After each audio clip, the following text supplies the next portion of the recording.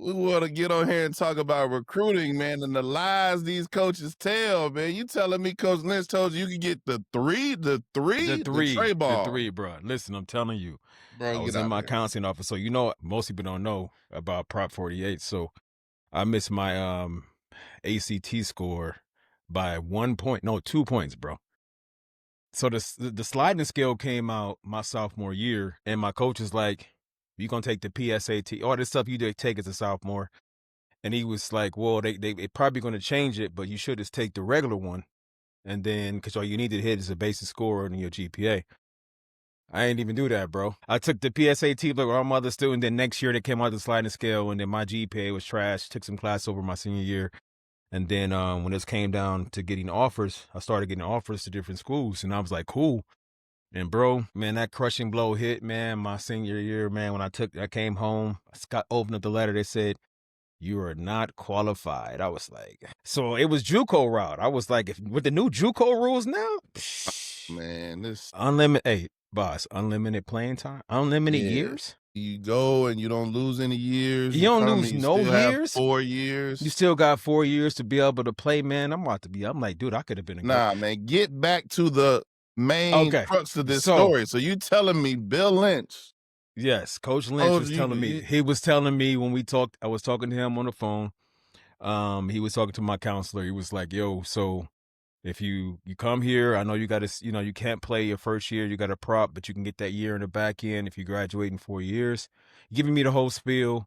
You got to come work out, train. You got to be committed. Make sure you get your grades, all that stuff like that. We'll give you your scholarship. We'll honor your scholarship your sophomore year in school. I said, well, can I get the number 3? and He he was like, said, "Nah, yeah. Big Boz got that number. You can't Now your name, listen, I ain't even know who you were. Your name, man, I ain't even know you existed.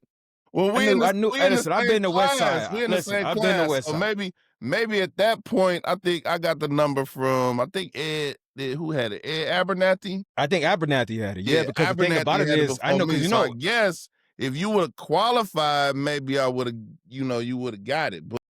but since I After didn't, after Big Boz already had on his back, I know he didn't think you gonna take it off my back.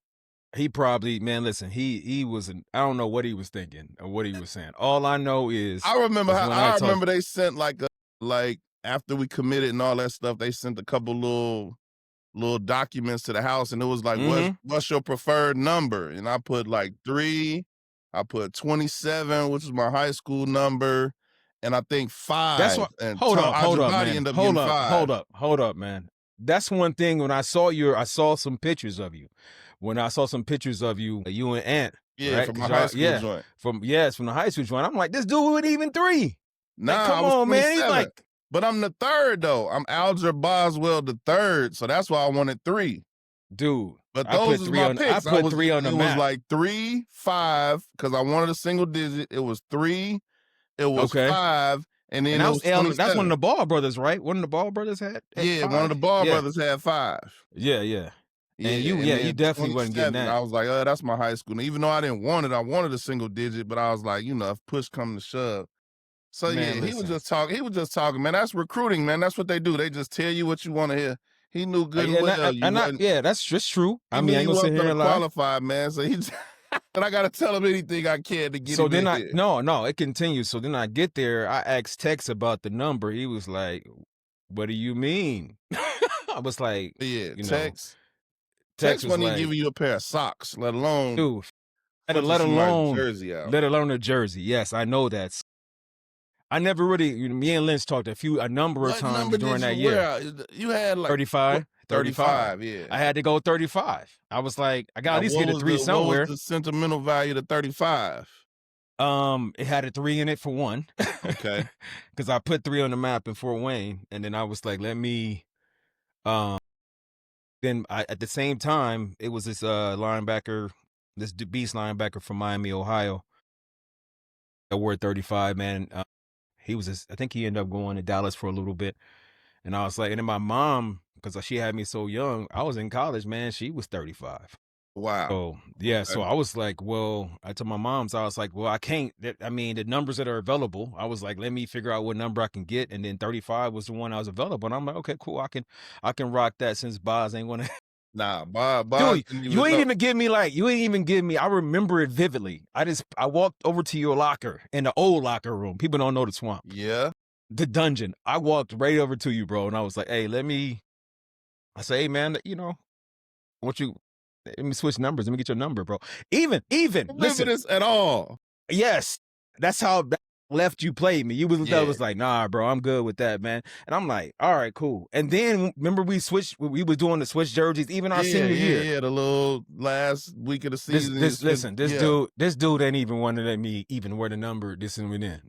Boz ain't get a number up there anyway. I don't remember you, Sebo, but I'm gonna tell you who I do remember vividly. Jeremy Coleman. Yeah, When JC. Jeremy Yeah. Coleman was getting recruited, he came up to me at I think it was like one of the spring game, and they had a little thing afterwards where we had a little picnic and we were eating some food or whatever. And Jeremy Coleman is in high school, and he comes up to me and he's like, yeah, you got number 3. That's my number. He said, I'll race you for it. I said, nah, let's just fight for it. And he was like, nah. I was like, all right. I said, well, get the hell out of my face. Man, you probably wouldn't even took no bread for that either. I was we was sophomores or juniors Yeah, at that you was point a when Coleman came you were in. junior. Yeah, when Coleman came in, you were He junior. was all happy-go-lucky, grinning and whatnot, talking about, I'll race you for the jersey. I said, nah, let's just fight for it. Man, He you was like, probably nah, wouldn't I'm even. You cool, probably cool. wouldn't even. I mean, if being honest, but if we being honest about it, you probably wouldn't even took some paper for it. It'd have to be significant. Not You'd at that probably be point. like, nah, at that Not time. at Yeah, that you'd be point. like, it had to be some significant paper for that. Yeah, But not yeah, man, lunch. Yeah, they straight up, dog. They get you in that room, man. They just trying to do whatever they can to get you on the campus. Well, it was probably true at the time. I don't know. They probably was recruiting you before they was recruiting me. So they probably. Yeah, I remember going to their camp. Were they recruiting you as a junior?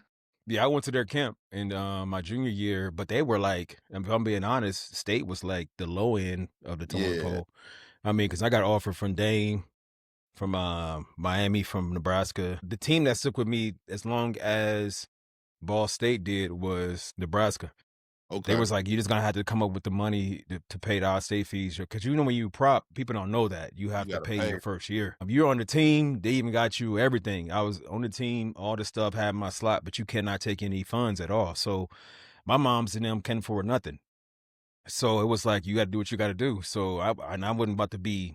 It wasn't even enough money, loan money, and they made too much for me to get. I didn't get we used to call the Dave Land check back in the day. The Pell Grant. The Pell Grant? No, I couldn't get none of those. Nah, it was like, no, you're not getting any of this paper. They make right on the border. You can't get anything. So when Lynch came and he hollered at me on the phone, he was like, this is what we can do. And it made sense. Yeah, because you was paying in-state instead of trying to pay out-of-state. And that's the things I talk to kids about right now, man. It's the fact of, as being a head coach for a number of years in different states, man, like talking about that very thing, about getting to the point, for one, where you can play. It's not about the name, where you can play, and then two, understanding what you're going to have to deal with on the back end if you're trying to pay to play. So that stuff is big too. Yeah, man. Well, we jumped right into it, man. I'm on live, unfiltered with my man Sebo, my college teammate Cornelius Bowick, man. Just introduce yourself, tell everybody where you from and what you all about. Well, man, as Boz alluded to, man, we were good teammates, I would consider, at Ball State University, originally from Fort Wayne, Indiana, by way of Alabama. My grandmother lived out in Alabama, so stayed with her on and off a little bit when I was younger. Was fortunate enough, man, my dad had 13 brothers and sisters. My mom had one adoptive sister, and I was the first to be able to go to school because of my ability to play the game. I'm definitely blessed and fortunate to be able to do the things I needed to do. As we talked about a little bit, the grade situation was one of the things I had to deal with growing up. Then eventually I finished playing football. Boss probably don't know this, tried out for the league for a couple years quietly. Didn't make it, didn't pass the physical because of a few elements. And then didn't want to go into the Canadian League or the arena football that some of my teammates went to. And then so just went into retirement. Stayed in Indiana for a couple years. Stayed in Muncie. Did some odd jobs like most of my teammates did. And then ended up working at YLC, which some of the teammates worked at Youth Opportunity Center. And then from there started operating in my first bachelor's degree. Actually, yeah, my first bachelor's degree, and then started getting into the classroom. and then ended up getting my second bachelor's degree in special education, and then moved out here. Taught in Indiana and Muncie for like 4 years. Moved out here in Arizona. I'm out in Phoenix, Arizona right now, and I moved out here in 2008, and then taught special education for about 10 years. Now I'm back in CTE, which out here is a technical certification, which I ended up going back to my original bachelor's degree. It was in cinematography, theater, and speech, and I did that. And now I teach a film, TV, and photography course, and then I have a production company out here where we film. I've been all over Arizona filming, outside of Arizona, Canada, different parts of the world filming for various productions and stuff like that. And then when I had my first daughter, I ended up changing my last name to White so that I can honor my dad. He's still alive with us, but I never had his last name growing up. Long story with that. But he was in my life my entire life, so I told him that I'll take on his mantra to get to my daughter, even though when she gets married, it's going to actually change. Yeah. But I wanted to be able to do that. So, yeah, most cats know me as Sibo. Yeah, We you still, Sibo. yeah. I didn't even know you changed it, man. You Sibo. Yeah, it was a Never little and never. blurb. It was a little blurb on Facebook, but my Facebook name, everything else, people, yeah, still know me as Sibo and stuff like that. But that's pretty much what it's been, Boz. I was a head track coach back in Indiana, in Muncie for a few years, coordinator, and also assistant football coach at Central for a little bit of time. Came out here, became a head football coach at the school out here, Maryville, and then the head track coach as well. Then I shipped up north to North Phoenix to become the head football coach at North Canyon High School, and a track coach as well. Did a bunch of hurdle academies. Before I started my production company, I was training a bunch of athletes. I started that back in Indiana. It was called High Octane Developments. It's an LLC company. We just trained pretty much every sport above water. Pretty much, providing kids that came from where we both came from, bro, that couldn't afford to go to like these high-end training Man. facilities. And knowing the fact that I knew I had the knowledge and experience and information to be able to give them. So I started off with our initial push. We had a bunch, like at least 15, 20 freshmen, and we trained them all the way up to college. At the end of it, 7 of them stayed in the test group, and all of them went to D1 schools to play sports. So it was a blessing, man, to see the fact of the ability to be able to do what somebody did for me, which is being able to help me foster my talent, my gifts, and then change their narrative. Because a lot of those kids were like me, first time college students, college graduates. And I know you came from just as much of a rough area than I came from, and all Yeah. the things that you accomplished and where you came from. So, you know how important it is to be able to, give back. So Yeah, man, that's what I've been up to, bro. it's a lot I wanna get into with Yeah. you, man, in your background. I just remember going back to the Prop 48 stuff. I remember so you guys really weren't around, but I remember seeing No. y'all in, like, you, Chick, Mm-hmm. and Merriweather would Yeah, be me, at Chick, Meriwether. Well, Meriwether was a year behind me, so he had the prop.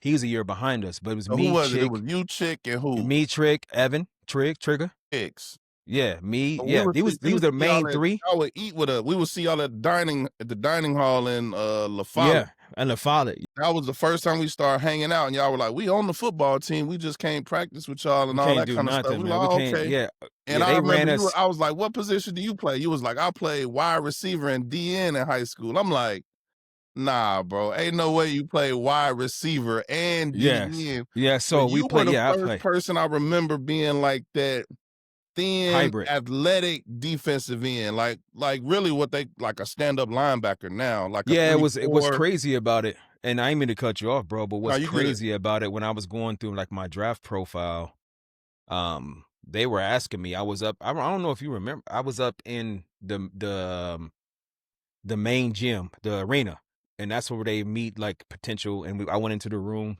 and they watching film and stuff like that. And this is where they started to introduce like Yeah, the hybrid athlete. Like, and there's like, well, have you considered playing like a hybrid tight end type, because you're around 230, but you're running, around, 4.4, like high 4.4. Have you considered playing? I'm like,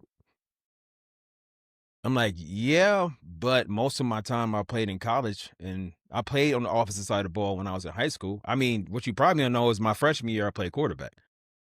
I played quarterback, and then I played You slot. introduced yourself to me as a receiver, Receiver, DE. yes, and the DN, because I was that's where so Ball State, when they was recruiting me, they was like, well, we want to be able to flex you a lot of different places because of your ability to run and how, how much you can probably put on muscle. And I was like, okay, well, I mean, I didn't know what that actually meant until I got there. And then much I know now, I'm like, damn, I wish I would have, you know, pushed more so to been more of that.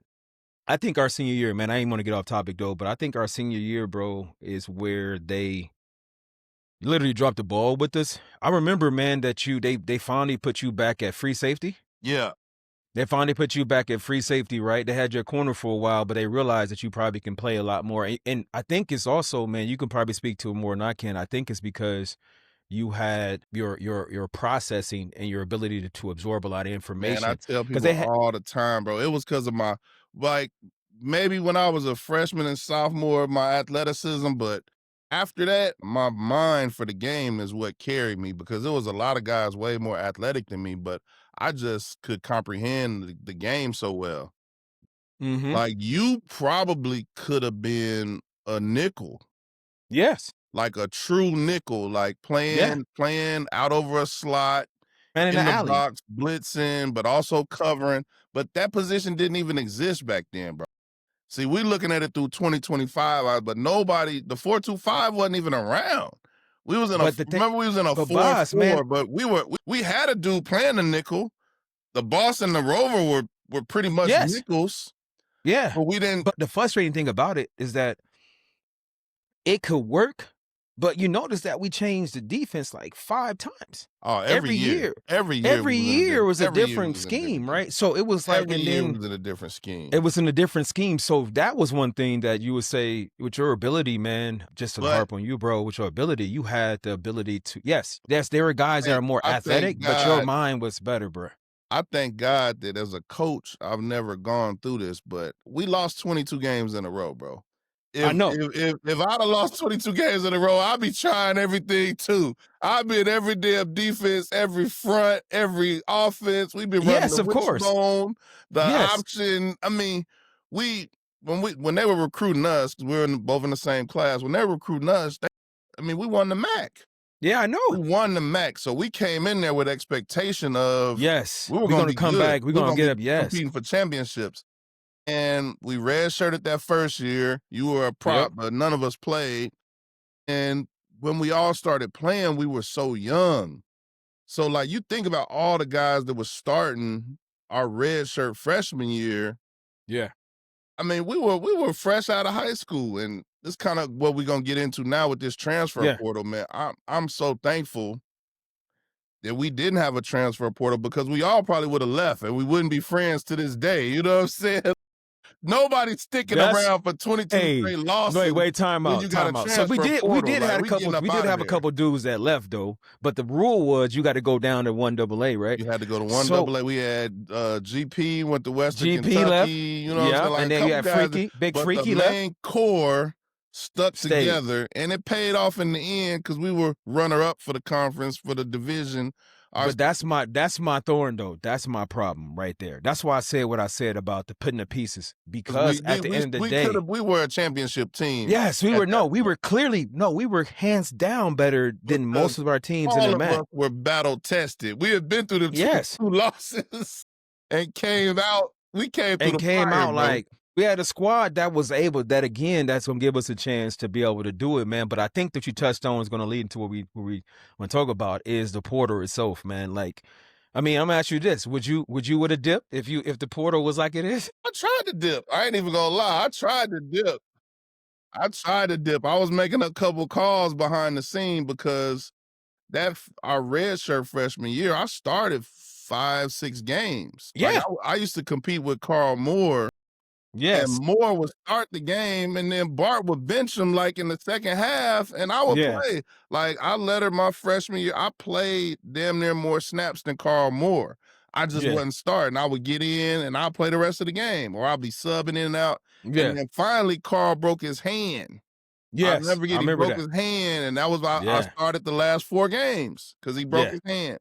But that next year, when like Monson came, them dudes came in and took my spot, and I wasn't playing. I was running down on kickoff. I was on punt team, Yeah, I and remember I was that. like, "Bro, I'm out of here." I started making some calls, and coach was like, "Yeah, come through." But honestly, I just didn't like. At that point, we had 2 years together. I was like, "Let me get my degree." I had my little homeboys. I didn't want to lead a crew. I'm like, "Man, forget it." You know what I'm saying? I'm gonna just stick it out. And I think it made me a better player. It made me a better man for sure. And that's what I hate about this transfer portal is nobody wants to go through anything tough anymore. Nobody wants to go Mm. through the hard times. It's like if I ain't starting right away, I'm leaving. Or if I'm starting, but I ain't getting the ball all the time. Or if I'm starting, but this dude made all conference and I didn't, I'm leaving. And I'm like, that's just not the way to be as a grown man. I think about that, and I feel you on some of your points about it. I'm not gonna lie, man. I do like it's a double-edged sword, right? Because it's on one side of it, you do have the freedom that most of us didn't have. And if we did transfer, we had to, like you said, we had to go down to a lower division and then work our way back up. Or you called it, you would be a bounce back. You got to go to JUCO and then come back. But there are some situations, man, where I would say the system is great because it's warranted, because there are some people that are able to get a better opportunity to be able to play. I feel you on the fact of your decision you made and all the different things that helped you become who you are. Give me a story of somebody that you know that went in the portal and found a better situation. Hmm. I mean, I'll give you a Whether couple you of know him athletes. personally or we talking about somebody on, TV or whatever. Oh, I mean, we can talk about that from even we can start with I'll start with somebody that's currently in the league right now, and it's somebody that obviously I know personally. We can use Jalen Hurts with that. Because Jalen Hurts was someone that that literally lost one game in Alabama before he got benched for Right? Tua, and then came in and saved their season so they can go to the national championship game in the quarterfinals. He won, and he raved about him, but he knew that the next game when Tua come back, he was going to be on the bench and he needed opportunity. So with the rules that you and I had to deal with, he would have been stuck going to like what Cam did. Cam had to go to JUCO and come back. He had to go down to a lower division, but his ability to be able to go to another school gave him a chance to be able to continue to grow as an individual. Because he talked about, you know, how he was smiling in front of the cameras, but he went back to the hotel room with his family and crying in his mother's arms when the situation after they just won to go to the national championship game, knowing the fact that pretty much his season is darn near done. I mean, his career is done. He's gonna be a career backup at Alabama because Tua was a year behind him. So with that situation, that actually helped him. Not only, I wouldn't say he was escaping the fact of the situation. He just knew that at this level, they're about right here. And if Tua was this much better than him, or whatever the eyes of the coordinators are, then he wanted to take his talents elsewhere and then get opportunity to be able to compete. That's And a he ended up that's winning a the Heisman Trophy. that's a Heisman Trophy winner and Super Bowl winner now. that's a So great that's example. an extreme, but Boz, I'm with you. That's an extreme example. It's like almost 5,000 kids in the portal right now. It's Most of over them dying 6,000. But over hold on, 6,000. Sibo, let's stay on Jalen Hurts. In today's climate, Jalen Hurts wouldn't have stuck it out. He wouldn't have been able to come back in at the end of the year and save the season because he would have got in the portal as soon as he got benched for Tua. Oh, you think so? Because the portal was Yeah. no, but the portal was open then though. The portal was The there. portal is open now. Like this dude, like is the quarter. Just take Ole Miss for example. The Yeah, yeah, guy that replaced, I think his name is Austin. yeah, That guy, he was the backup, and then Austin got hurt, and then they brought in this guy, and he's balling out. The guy that he replaced is in the portal now, but he said, "I'm gonna continue to play, yeah. and I'm gonna stay with the team throughout the run." So if that were Jalen Hurts. Jalen Hurts would already be in the portal when we come down to the Final Four. And let's just say he decide, okay, I'm not gonna play because I'm in the portal. I'm about to leave now. Yeah. Well, Alabama would have gone to that game with no backup quarterback or whoever it was. It And wouldn't that's have the been thing Jalen about Hurts. it. But what do you say to the other side of it though? The dude, I well, think Jalen, I don't think he lost one game. that's true. his stats were darn near equal. Yeah. So it was the fact of him. I get it when you're talking about, because then I'll hit you on the other side of that. It's the same thing. You and I didn't have any NIL, Nah. so we didn't have unlimited meals.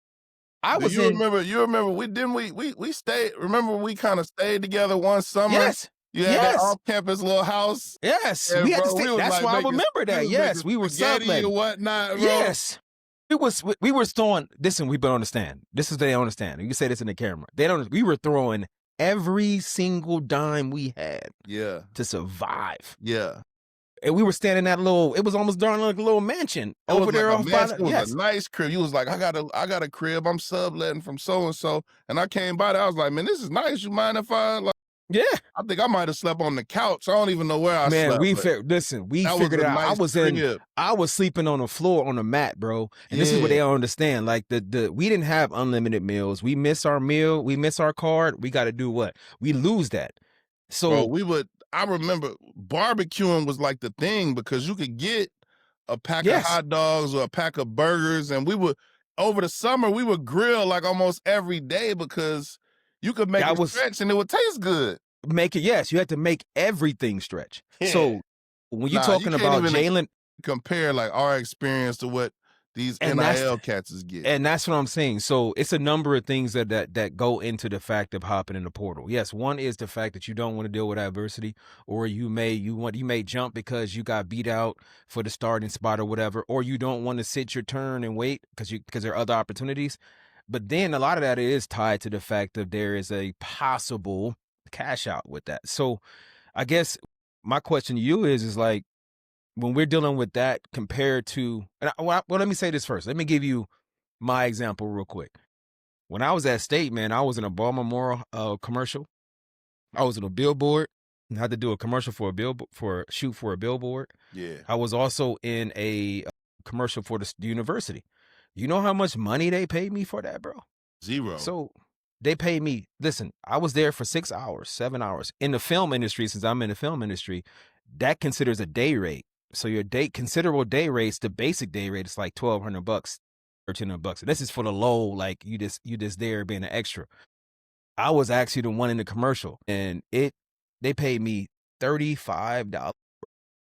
You lucky. I thought you was gonna say zero. At No, least you got lucky, 35. bro. I was there, bro. I was there for 6 to 7 hours. Yeah. And I didn't, Yeah. but everybody else that was in there told me how much they got paid. I went to the office. They said, well, since you're on scholarship, it's against the NCAA rules for you to Right. take, you only can get paid minimum wage. I'm DM like, or something or a little. no, it was just minimum wage. So that leads to the fact of what I'm saying about, yes, part of it, people want to jump in the portal before a different opportunity. But some people jump in a portal because they believe that there is ability for them to be able to cash out and make a little bit more funds. I'm And glad you put the believe in quotes they because believe of them because it's death big for the portal. 7,000 guys that's in the portal, most of them not coming out. What do you think? What do you think about those? Because I know as a head coach, and you are currently a head coach, the frustration, the challenge that we're having I'm not a current head football coach, but I was having a few years ago was the trying to talk to coaches that were like, we're going to get JUCO kids. We want JUCO kids, portal kids, and then we're coming to the high school kids. What are your thoughts on that, man? Man, honestly, I would hate to be a high school recruit right now because I was mid-major from the go. So, you had bigger Power 5 offers and all that kind of stuff coming out. But I was mid-major. Miami of Ohio was on me, Toledo, Ball State. Like I was going somewhere in the MAC, if not smaller. And I don't think I would have had the opportunity to play college ball if it was in this climate because nobody was recruiting athletes like me that needed some time to develop, that needed some time to grow and put on some Mm-hmm. sides. When you can go in the portal and get a kid that's, thinking Yeah. of it from a head coach, if I was a college head coach, why wouldn't I get a guy who's already played 3 years of ball versus a high school kid? Or been in the But college system. Yes, been in the but college system. Yeah. What frustrates me about it is that's not what this system is supposed to be about. This isn't the pros. You know what I'm saying? Like, we supposed to be in the Hmm. business of taking boys and turning them into Okay. men. Yeah. Yes. You know, when Coach Lynch came to my house and recruited me, he guaranteed my parents that I get a college degree. He didn't guarantee them that I was going to the league. Mm-hmm. Him and Springer said, we gonna make a man out of your son, and he gonna play some ball, and he gonna leave with an education, and you guys aren't gonna have to pay a dime. That was the sale back then, and it's like it's not the sale anymore. I hate when I even have this conversation about NIL and transfer portal because everybody's thinking about the ESPN clip, but we know the majority of the kids aren't getting that type of NIL.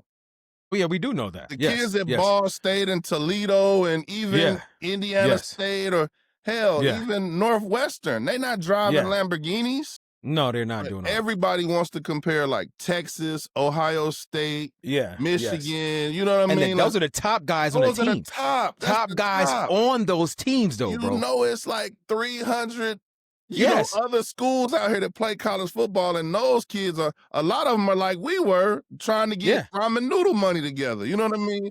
Like their NIL might be a couple $1,000s or something. You know what Yeah, I they mean? get stipends now. They get Yeah, stipends now. Yeah, they get yeah, they stipends to get eat. stipends, but not Yeah. 200,000, 400,000. Those No, are for the dudes that are those on are the ESPN. elite. Those are the elite dudes. Yeah, those are the elite dudes. The Yeah. majority of So the even you kids. talking So about you talking if about you get Ohio this State kids. false, if you Yeah. get the Purdue was in yesterday. Purdue came in yesterday and was talking to me, looking at a couple of my upcoming juniors and whatnot. And I was in the office with one of my assistant principal, who's a Purdue alum. He went to Purdue for grad school, and we Yeah. like, well, what is, we talking NIL. Just yesterday, I'm having this conversation, and he told me they had a kid who played. Stick with me now, Sibo. He played a total of 7 plays all season. Not he played in 7 games, not he 7 caught plays. 7 touchdowns or had 7 interceptions. He 7 played 7 plays, special teams included, and You kidding came me, in and bro? asked for $300,000, Sibo. 300,000, 6 zeros. 100,000, not 30,000, not 3,000. My man said, "Give me 300." I looked it up. Was This coach make 400K. The coach make coach? 400K. And you asked him for Exactly. 300K, and you played 7 Yeah. plays. Man, that's crazy. What planet are you living on, bro? Like Yeah, that's who's crazy. advising you That's that you crazy. are worth 300K? That's crazy, bro. And you played 7 plays. That's crazy. Kick That's the rocks, thing about bro. it. That's the Rocks. thing that's Kick crazy. rocks. Get out of here. Yeah, that's the thing that's crazy. I would say this though. I said it's a two-edged sword. I like both sides of it. I know what we had to do to survive at state. Yeah. I know the fact of like people don't understand. And when I talk to kids about scholarships, I usually say it this way. People are like, "Oh, you get a free ride for it." No, it's not a free ride, It bro. ain't free at all. They're leasing your talent. The difference between now, Leasing your talent. they're leasing your talent. Ooh, I like that. They're leasing your talent, right bro. there. They're No, seriously, leasing your because talent. I like that. bro, me and Alan Leidy had a conversation by the lockers, man, and we were talking. And obviously, he didn't give don't quote me as an exact number, but he was giving a rough estimate. He said, by all the time we put into this, from all the meetings, you know this, bro, meetings, lifting with Wade, all the film time, practice time, all the stuff we got to do game time. He said we get paid a roughly, and he did the math of how much our scholarship as athlete works. If you are in-state athlete, right? He said, man, it's about 37 cents an hour. You get paid. Says so me knowing that and me knowing literally, you joke about Roman noodles, bro. You and I was buying multiple boxes of mac and cheese because it was on sale. We used to kill that mac and cheese. And we ate mac and cheese like it was for a meal. Yeah. For a meal, bro. Yeah. So when people talk about the things that have changed to unlimited meals, to, having private dining places, to eating or having food available 24/7, yeah, all that stuff like that. So that stuff is great. But what I also tell kids, since they're leasing your talent, that means they can also take your scholarship away from you at any time. there's no guaranteed scholarships anymore. So that was one thing that That's the thing. also. That's the if I hate that. I hate that coaches are doing that, man. They're pushing But the that's part kids of the into the thing. But portal. that's Yeah, part of it too, because this is why the NCAA is saying, you know what, you don't want to be. And I listen. I'm for not being, because not them being considered just amateur athletes. They are amateur and they're not totally professional, but we were a lot of it when we played Florida. I remember traveling down to Florida when we played yeah, Florida. Ball State made so much money off yeah, of that. I remember my mom trying to buy my jersey in a bookstore, bro. And she told me how much it costs. I said, go make a t-shirt, spray paint my name on that joint. There's no way you should be paying that much. Give me that money so I can have some food yeah, and have some stuff in my refrigerator.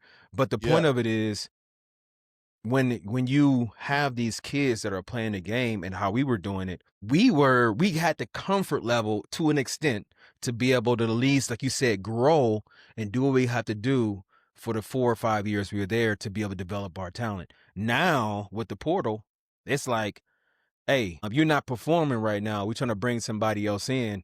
You got to go. So that's why it's on one side of it. I feel you about you staying. So if I'll put it this way, what would you do, bro, in this system right now? Knowing what you had to, knowing you said you were developing, and yeah, knowing you stayed at Ball State for multiple reasons. In this current climate, if you and I were at State right now, and yeah. I think we knew we were under the gun, like if we weren't performing, or if we weren't competing, or if we weren't able to, because again, that's their meal ticket. yeah, That's how they're eating. So what would you do, bro? I think looking at it two ways. If I took 17-year-old me, because I was 17 when I first enrolled at Ball State. Okay. 17-year-old me, I actually thought I was gonna play our true freshman year because I was getting a lot of reps in fall camp. And then to play my second year and then go, kind of get benched, that sophomore year, I probably would have hit the portal if it was an option. Like I tried to do it now. I wouldn't have any expectations of high NIL or anything like that. I would have been hitting the portal because I wanted to play. And I'm sure Yeah, there are a yeah. lot of guys that are doing that. They're going to hit the portal because they Because they want to genuinely play. want to get on the field and they Yep. don't see a path to getting on the field. Maybe somebody's in front of them that's much better. The coach really likes this Yeah, yeah, guy. If I was behind a guy that was on his way to the league, I got to get up out of here. This dude, I'm never going to beat this dude out. yeah, That situation, I'm out. You know what I mean? If I'm competing with somebody who like Nate Andrews, you know what I mean? Like I was like, yeah, yeah, I could beat him out. You know what I mean? Like he's yeah. strong, but he fast, but I think I'm smart. Right. You know what I mean? Like I felt Yeah, like it was competitive. yeah. Like It I was had a competitive. fighting chance to beat him out. You know what I'm saying? Yeah. But yeah, if everything would be in the same, I probably would have hit the portal, man. And I say that I probably would have regretted it. Maybe not. I don't know, but I don't know, man, because yeah, like I said, who knows? who If I knows? would have Because gotten at the the end of the portal and day, went, so I would have probably been forcing a portal. one of my players came to me this week, and he started at a Big Ten school, and he transferred, and now he's at Howard University. Okay. He's an offensive lineman, big fella, and he jumped in the portal. He put his name in the portal now for the second time. Wow. And he came to my office, and we're sitting there chatting, and I'm like, all right, what are the other alternatives? Mm-hmm. And he said, a couple other schools, and then he threw out Western Illinois. I'm like, bro, you don't leave Howard University for Western Illinois. No, I that's just a don't do lateral that. move. So that's Yeah. why I'm putting it back on myself. If Ball State, if I'm transferring out of Ball State, where am I going? Yeah. If I'm going to Toledo or maybe Miami of Ohio or something like that, or Yeah. maybe Indiana, then yeah. If my options are Western Illinois or Western Yeah. Kentucky or something, I might not have done it. I don't know. If Notre Dame came calling, I never would even remember you, Sebo. I would have been out of there so fast. Like, you know what I'm saying? The opportunity to go to Notre Dame or Michigan, but they wasn't Yeah. beating down my door. They wasn't beating down my door when I was in high school. Yeah. Yeah. It's all about what is the alternative. When these guys say I'm getting in the portal, great. Where are you going? And that's Where are the you thing though. going? And that's it. But that's where I'm saying that I think the number that you said was like, because I looked it up, it was, you said it's about 6,000, and they only have until what? The window is from the 2nd to the 16th. Yeah, the 16th, and then I think it's like Yeah, the 16th, That's and then maybe that's there's some more time for the teams that are in the Final Four that's crazy. So you got 2 weeks to to find be a able to team, find a new go place? visit a place. If you are signing, you probably signing sight unseen. You've never been there. And You've that's the never thing had a though. I chance to think, really yeah. get recruited. The only legitimate way it would I would feel comfortable doing it if this was a school that already recruited me when I was in high school. Yeah, yeah, they already know I you. knew The same I had the already same taken a staff, visit the there. same I had staff been is there there. for their Yeah. spring game. I had already Yeah. been there. So Yeah, that yeah, I yeah. would feel comfortable doing that. But if That a makes sense. team just hit me up and it was like Nevada Central or something, Arizona Western, I'm like, I've never even been out there. Like, what? Yeah, we need you to commit by tomorrow. Like, what? What? Nah. Let Or me we'll can I give you get it? Let me see it. $13 Yeah. in NIL. Like, what? That makes Nah, no that's not sense. worth it. That's not worth it. Yeah, and that's so you brought up a good point. Yeah, it's the so what kept us where we were is knowing the fact that if I did leave, I'm going JUCO I route gotta go down. Yeah, I or gotta I'm go going down. down, right? And that It makes a was already significant thing. hard at Ball State. We ain't It had was no money. I already, didn't think I dude. was gonna transfer somewhere and It get was some already more money. hard. Like wherever I go from here is gonna be down. It wasn't that I Down. was It going ain't up going. from there. You know what I'm saying? Hey, you're not. Yeah, you're not making a. Yeah, I You're was not calling making an Tennessee adjustment. State because my parents went there. I'm like, yo, TSU, what up? They were like, you can come down tomorrow. We got you. You know what I'm saying? Yeah, yeah, yeah. But But knowing the fact that it was going to be even worse. yeah, I was like, do y'all have any, money? Like, what's going on? You know what I mean? Like, what's y'all eating? What y'all eating? We know we eat mac and cheese, but We what y'all eating eating? mac You and got cheese. something? What's your team eating down there? It's So probably that's the the thing, same or man. worse. I don't know, man. In this situation, given the fact that I tore my, I don't know if you know it, man. Like when I had shoulder surgery, like we were playing Wisconsin, that blood came out twice. Yeah. It was bad. So when they sat me down, they was like, "Well, you gotta finish. You're done for the rest of the season." So I don't know if because the climate of how coaches coach now, like you said, in college is different Yeah. because of the fact of them, like you saying, allowing kids to develop, sticking with kids that they made commitments to, and also kids who have played the game for them and have had a few injuries, and Yeah. they may their viewpoint may change. So that's one thing. I do think though the transfer portal has changed the landscape of competitiveness in college football. I asked the Purdue coach this yesterday. I asked him this same question yesterday. I said, when you go recruit guys, are you finding guys that love the game, that really just their whole, or are they doing it because they want some money? And he was like, you still have some guys who love the game, but it Yeah. is trending towards the first question is money. Then they get there and half of them can't even play. Yeah, some of yeah, they can't even play the game. Cause listen, this is how I liken it like this. When Pat Riley from the Heat, when he was recruiting like LeBron and all them or any kind of big time acquisition, he would throw his rings on the table. Yeah. It's the same thing Nick Saban used to do. When Nick Saban was recruiting my tackle that's at Miami right now, he was second, like top 4 in his position in the country. He Mm. was the number 1 in the state of Arizona. They were calling me, talking to me about it, and it's like, listen, let's get him on campus. I mean, we're he's on a, and he was saying, hey, do you want to win a national championship? It's guaranteed in your Yeah. 4 years here. If you stay 4 years, you're gonna lose Every one, class that's come through here at least has a national at championship. least one natty. Now, because of the NIL, it has shifted a lot of the talent to be able to move. And it's not just because you can gobble up and just say that only these, because really, like between what Georgia, remember Clemson was so heavy on, Yeah. it was balling because they had a plethora of talent. Alabama, I think they're Georgia. feeling it because they don't really get in that portal, and I guess they NIL ain't really hitting on nothing. They Yeah, falling but the off. coach getting paid. See, this is another thing, bro. Can you touch me? Then tell me this, bro. This is the thing that the coaches, man. See, this is where when I'm listening to commentary about the NIL and all these coaches who have benefited from coaching high end, high talented, Yes. athletes, and they got a talking show, they got their own coaching show, they get all the different contracts. I mean, they getting paid multiple millions and then want to complain about a kid. So yes, part of it Now, is. Yes, Tebow, part of it is I'm that. gonna stop you there. I haven't really heard coaches complaining about paying NIL? the kids. They don't complain about NIL. They complain about the transfer portal more than they complain about NIL. I In guess my opinion, based I've on heard more about that. I've heard some of that, but I've heard more about the fact. Well, I put it this way: my personal belief.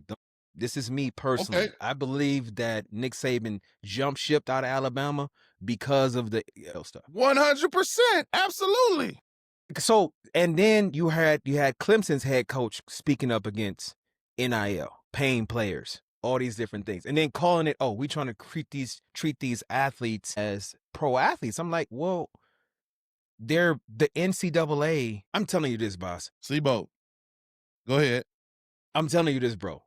If you, I don't know how much money they've made off of your leasing your talent in Bell State. Well, no, of course, but listen to me. Back to the Nick Saban point. Yeah. I think Nick Saban complained about NIL as it relates to recruits, not as it relates to players who are on campus on the team. Again, I'm telling Yes, you, a recruits. kid from Yes, new Purdue recruits. who played 7 plays Yeah, that's asked for stupid. Yeah, 300,000. yeah, that's dumb. If I'm a coach, if I'm a Yeah. CEO, you coming out of high school, but my man who was all Big Ten or even freshman Mm-hmm. all Big Ten Yeah. because what NIL was supposed to be was name, image, and likeness. Going back to Yes. what you said, you were in a commercial. You should have been compensated from that, just like Yes. everybody else, if not more. Yes. If your jersey is selling in the bookstore, then you should get a percentage of that. And there's no Yes. way your mother should not be able to buy one or afford one, or she should be given a jersey to wear to the game. Yeah. So Yes. name, image, and likeness. If you are in a video game, I remember that was Yes. one of the proudest things was seeing myself in NCAA Yes. Me too. video Me game. too. You should get something. I'm not saying you should get $1 million, but you should be Should be compensated for getting. that. Yes. That's what name, image, and likeness is supposed to mean. A high school kid coming out that hasn't done anything on the college level that wants 100,000, 200,000, 500. I ain't giving you 50,000, really, if I haven't seen you produce. Now, once you get on my team and you're producing, why shouldn't they get compensated? But Because now they're that's not part how of that. it. But these Boss, that's not collectives, how it these works, though. are pitching money to kids to buy these teams. But that's what I'm saying. But that's not how it works. Period. And Right, even in right. our I'm society. saying how it should No, I'm work. saying no. I'm saying how it should work. No. This is where I probably disagree with you on, bro. Because I don't. That's not you. You're usually always paid for most of the time your potential. So what you can do for a company when you're negotiating. So when you negotiate any contract or deal, you're negotiating. They're banking on you being able to do X, Y, and Z. So when they're coming to you and saying, "Hey, boss, we want to hire you for this right here." You talk about compensation package. They're looking at your resume. A high school football Your player. resume, exactly. Your resume. Yes, they're looking at your resume. What So you have already done. what you've done in high school. Okay, so so you, and you they're have banking on your potential. Just you like have a production company. Yes. If you're pitching me on producing my show, hey Boz, your Yeah. podcast is doing good. Let my company produce your podcast. I'm gonna say, Sibo, send me your portfolio. Yeah, Let send me your see proof of other shows concept that you have produced that are Yeah, like send me mine. your proof of concept. Yes, exactly. High school is not the SEC. But the thing is, but you listen, both of us, they chose to offer us a scholarship to lease our talent because of what we did in high school. Yes. The difference is now with NIL, yes, it is name, image, and likeness. However, there are a number of different things. So I'll just use Shador as an example, right? He partnered with the watch company. He started doing this, and they partnered with the watch company, and they started to be able to do that. They started to say, "Hey, they do this." Before he even had the watch deal, they jumped on and said, "We want to do this because of your business, your ability to be able to play the game, and also put seats in the stands, and your notoriety." Yes. If you're recruiting I had a few receivers that got recruited, but you're talking about a top end quarterback that's going. I'll say to Archie Manning. When he came out, he was considered based upon his resume, his proof of concept that he's going to be a this type of quarterback. Right. So in order to be How's able that working to, out? How's that working out, Sibo? hey, How's it it's working out for terrible. Archie? It's terrible. Okay. I will agree with you on that. But Right. the thing And is, how many kids were worse than Arch Manning that wanted some that type did of not NIL and they can't play either? Exactly. So I will tell you this then. If we bump it up to the professional realm, it's the same thing they do when they draft NFL guys. It's the same concept. We're taking what you did in college and hoping that it's going to translate to what you're doing in college.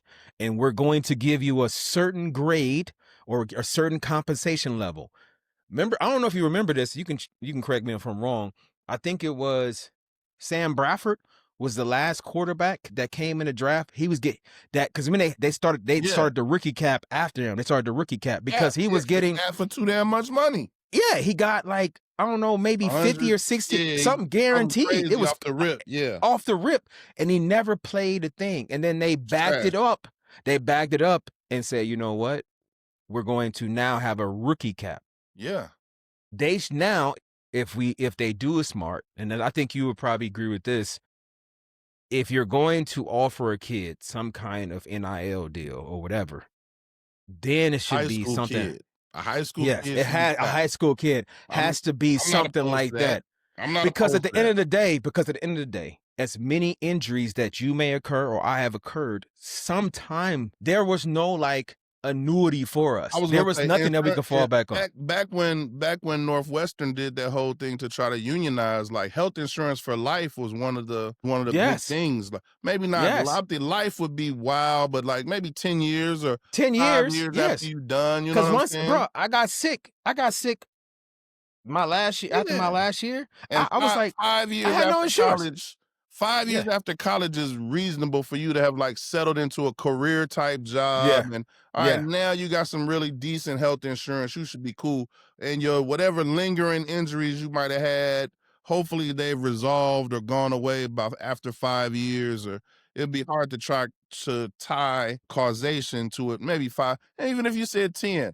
But some period of time afterwards, you would still be covered by some sort of health insurance. Yes. I think there are a lot of things they could do to make the system more fair, more equitable. But what do you think about paying? What do you think about having just a certain base pay just for all football players? Everybody should get some sort of base pay. But here's the thing: like the people that you've named, Arch Manning, Jalen Hurts, people like that. Bro, how is that affecting the quarterback at Ball State right now? The system being the way it is right now, he's not getting any money. He still ain't getting paid. The dude at Indiana State still ain't getting paid. The dude at Miami of Ohio still ain't getting paid. So we sitting here arguing. This is once again, we arguing about the top 1%. Well, let the system be free. Let them get all the NIL they want. And the quarterback at Ball State still ain't got no money. But that's the thing about it, though. So that's what I'm saying. If you it's levels to it. Across the board. It's levels to it. It's levels to it. Yes, so it's levels to it. So, in your opinion, if I am the starting quarterback at Ball State, and should Ball State be trying to help me get any kind of NIL deal around, whether it be on McGalliard or any kind of advertising or stuff like that? What do you think? I think a lot of schools are doing that. They have like NIL. Some schools even have a whole coach who's just dedicated to NIL on the staff. Okay. Like I think if you have a marketing department or basically like an in-house agent or in-house counsel that markets these kids to try to get them deals, that looks over the deals and because a lot of these kids are getting into deals that aren't even fair. They're not even fairable. They're getting And then if there was somebody that helps you out with accounting, because now taxes are gonna come involved and all this different. Exactly. Yes, they need to craft that department so that you can actually help these kids. But what we both know, what was good for Ball State is not gonna be what's good for Ohio State. It's not at all. That's what I'm saying. It should be something across the board that said this is like a minimum wage almost. You know what I mean? Where that makes sense. You at Ball State, you're gonna get $10,000 a semester, or $5,000 a semester, or $20,000, whatever number they come up with to say this is something that the universities can do. Yeah, definitely can do. Yes. and every player, regardless of status, is gonna get, let's just say, $5,000 a semester in NIL money. Yeah, If and you then go out have and earn, if you go out and seek endorsements and somebody yeah, wants to pay you some money, then yeah, you can do that and put that on top of it. If you are a superstar and we have a collective or something that after you've come in, the collective says, hey, C Boic is thinking about transferring. Y'all got anything for him? Hey, we gonna throw in an extra 10 grand to try to keep him here, or half a yeah, million, or whatever it is that they're worth. But what I'm saying is the system, the way it's set up now, is not leveling the playing field for everybody. It's no, only, my man, the coach at Purdue that came in, he said before he came to Purdue, he was at UNLV. He yeah, said they didn't have no money for kids at UNLV, and this was just 2 years ago. You remember the wow, UNLV quarterback quit after 3 yeah, games? yes, That was his quarterback. wow, They were 3-0, and the dude walked in and said, "I need 300,000." They was like, "Bro, nobody on this team makes any money." I yeah, said, "Well, yeah, y'all paying anybody?" He said, "We had a couple guys we was paying their rent. We wow, were giving them like a few thousand a month to pay their rent." He was like, "Nobody was getting nobody. 300,000. We don't even know where he got that number from." So at UNLV, they wasn't getting no bread. And this is 2 years ago. That's So crazy. am I finna cry for Arch Manning and his millions when my man at No, UNLV ain't even getting hell no, nothing? hell no, no way, not a When chance. Colin was at Ball State, they lost the old lineman to Purdue. Yeah, Purdue offered him 300K. Colin, I'm like, what did y'all have for him? Colin was like, bro, we didn't have nothing. We was paying his rent. He and lived in that's a the thing about nice, it's he lived in a crazy. nice off-campus apartment, and we was paying his Yeah, rent like 2,500. wow. That's all we had for him. So yeah, I'm And not. but that's the thing that's crazy though, because that's the thing that's crazy because you and I grew up in that terrible stadium, right? And I remember, did you have an exit interview? I think so. Yeah, Yeah, I had an exit everybody had one. interview. Yeah, I had an exit interview in the athletic office, and they were asking me, things that we can do to improve, right? And I was like, "Do you guys?" I said, "Based on my understanding, our current president and your philosophy is not to take any that was crazy. They wouldn't. They advertising money. wouldn't. They wouldn't name the stadium after Papa John's dude. Yes, and get the same stadium that Lamar Jackson played in. That Everybody is the Louisville same guy. stadium that would have been at Ball State. That same stadium. He wanted to build that joint. And I'm like, when I caught wind of it, I think it was our junior year, and I was like, boy, that'd be dope, right? Mhm. But what you're speaking to is the ability to be able to generate capital, to be able to help and to compete financially with some of those other universities that are willing to pay, to have pockets to Yeah, pay 300,000. I'm just saying this: if you can't pay 300,000, that's fine. If you can't pay, if you can, like you said, if you can pay $5,000 a month, that's fine. Or you can just set up an annuity or trust for the student, the athlete, so when they graduate, they can have 30K, 40K, and somewhere, and it just accrues over the time they're there, yeah, which also incentivizes them staying too as well if they are thinking about jumping ship. Because, like you said, if it's not going to be some kind of insurance situation for 10 years, 5, 10 years, at least allow them and stop. I guess I get a little, because me and you played the game. I get a little frustrated, yeah, bro, when I hear people like, "Well, you should be grateful. You had a full ride scholarship. You should be grateful." yeah. And I'm And I like, and I am and I I am am grateful. grateful. I am I am grateful. I grateful. am I grateful. am But things grateful. could But be I paid. better. But Things I could have been paid. better. Yes, it can be better. I paid. Listen, Yeah, it it was not wasn't a free ride. free. It was not a It free ride. wasn't free. They say come to the weight room at 6 or 5 in the morning. Guess what? I had to be there. They say, if you want to do this, you got to do that. I had to jump when they said jump. I had to run when Yeah. they say run. Now, don't get me wrong, and I don't want people to get this And misconstrued. I my love the shoulder game. creaks every morning. My shoulder I still still make need surgery on this it left make shoulder. I'm just noise not right playing. now. You know what I'm saying? I But have no AC joint, boss. yeah, None. No AC joint. That's like, if you want to continue to play and try out for the league, you need to get another surgery. I'm like, but the thing is, at the end of the day, I love the game. And this is yeah, where I guess where I'm going back to the point you made. I love the game. I was fortunate to be, my dad, like I said, had 13 brothers and sisters. I was fortunate enough to take that sport. So I understand the blessing it was. But then when You said people you were what, the first college grad or the only college grad? first, Yeah, I think out of my cut, my dad had thousands of cousins, yeah, thousands of cousins, uncles, aunts. My dad told me this right, I think a semester before I graduated. You're gonna be the first, boy. I was like, first what? You're gonna be the first one to ever graduate. I'm like, none of y'all, none of y'all, none. none. It's a generation of just high school graduates, and some of them not graduates, drug dealers, felons, all that, Yeah, and to be able to have that ability, that doorway to be able to go and play the game we both love and play it at a high level was awesome. But what people don't understand is that at the end of the day, I told you, when Lynch was in the meeting room, they were trying to find guys that can help them continue to pay for their family's livelihood. yeah, So they were they leasing our talent for that reason. yeah. So when I got there, I was like, shoot, this ain't just like, oh, I'm here, got a scholarship, I'm going to class. Our full ride scholarship was the same. It's the same as somebody who has a full ride academic scholarship. But one thing, they can work Have a job. unlimited. They can have a job. They can work unlimited. They can make their schedule. They had they can have classes only on Tuesday, Wednesday, Thursday. Yeah. Have the Friday through Monday off. They have Going to show home up on in the the morning, weekend. go home on the weekend, and like I said, Or there was no go cap. home for Thanksgiving, bro. We Go home from the summer. I was talking to my wife about this. She was like, talking about coming home. I was like, I didn't come home for Thanksgiving dinner when I was in school. We were still playing ball. We were still playing ball. Yeah, like I remember they set it up so we could have like a Thanksgiving dinner at the Yes. stadium. They had like some Yes. turkey loaf and some Yes. gravy and Everything. mashed Yeah. I potatoes. remember that. Man, we ate Thanksgiving dinner with the team. With And the then team. you remember we started doing the host families? Yes. We would go to We had to do the they would host pair family. us up and we would go to Yes. the host family that would cook us Yes. some They cook us food. wild food. Like, nah, bro, you Yes. wasn't even going home for holidays. So You yeah, ain't going for holidays. they getting whatever they can get out of you.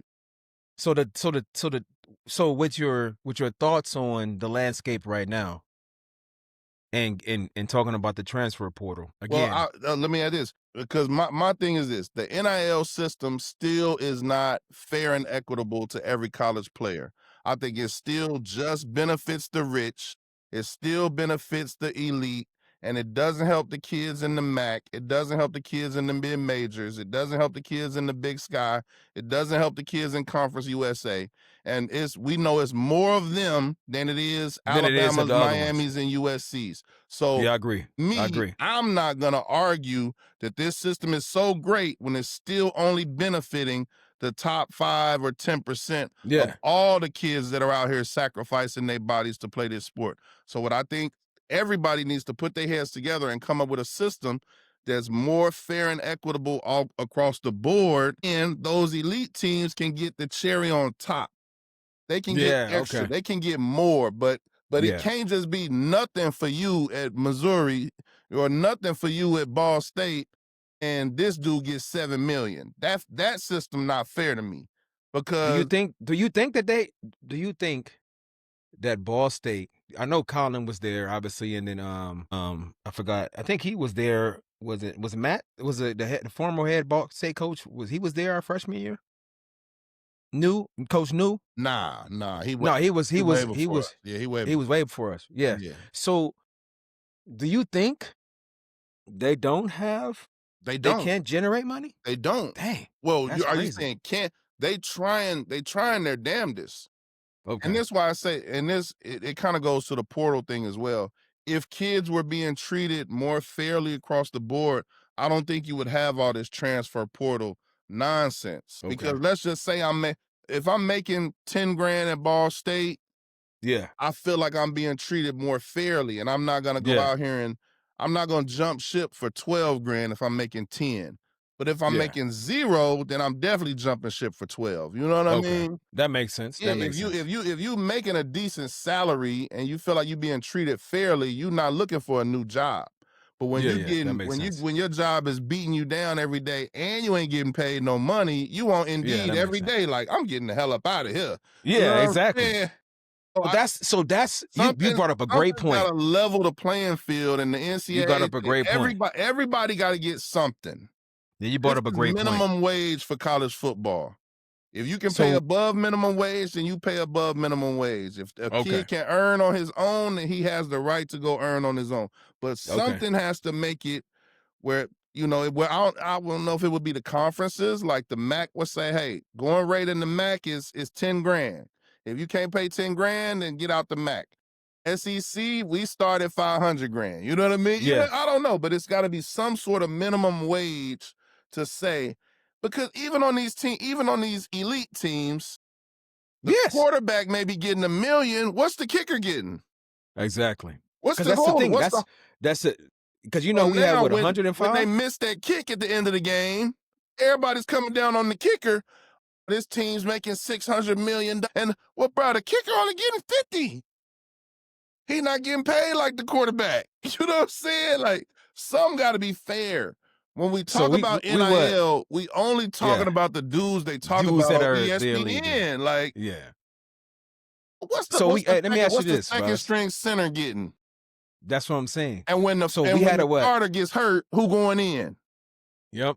And you lose the game now, you like, that second string center was sorry, man. Sorry. Hey, y'all didn't pay. Y'all didn't pay. So that's the thing that's what makes it challenging, bro, because that's how you try to rate. We had what 105 guys on the squad Yeah. when they had what 85 scholarships, right? So we had some guys that walk on. So it's levels to all of it as far as how you're going to compensate Yeah. those who are. And the thing, I would say, man, this is the thing that gets with what standard do we have for the coaches that are jumping Yeah, because of that's their a ability? whole nother podcast, bro. That's a whole nother podcast. Let me ask you about what you think about this, Sibo. Yeah. And this probably would incentivize people not to get in that portal either. What if you had a salary, but just like a job, you got a raise every year? Mm. As a sophomore, as a freshman, you make 10. As a sophomore, you make 20. As a junior, you make 30.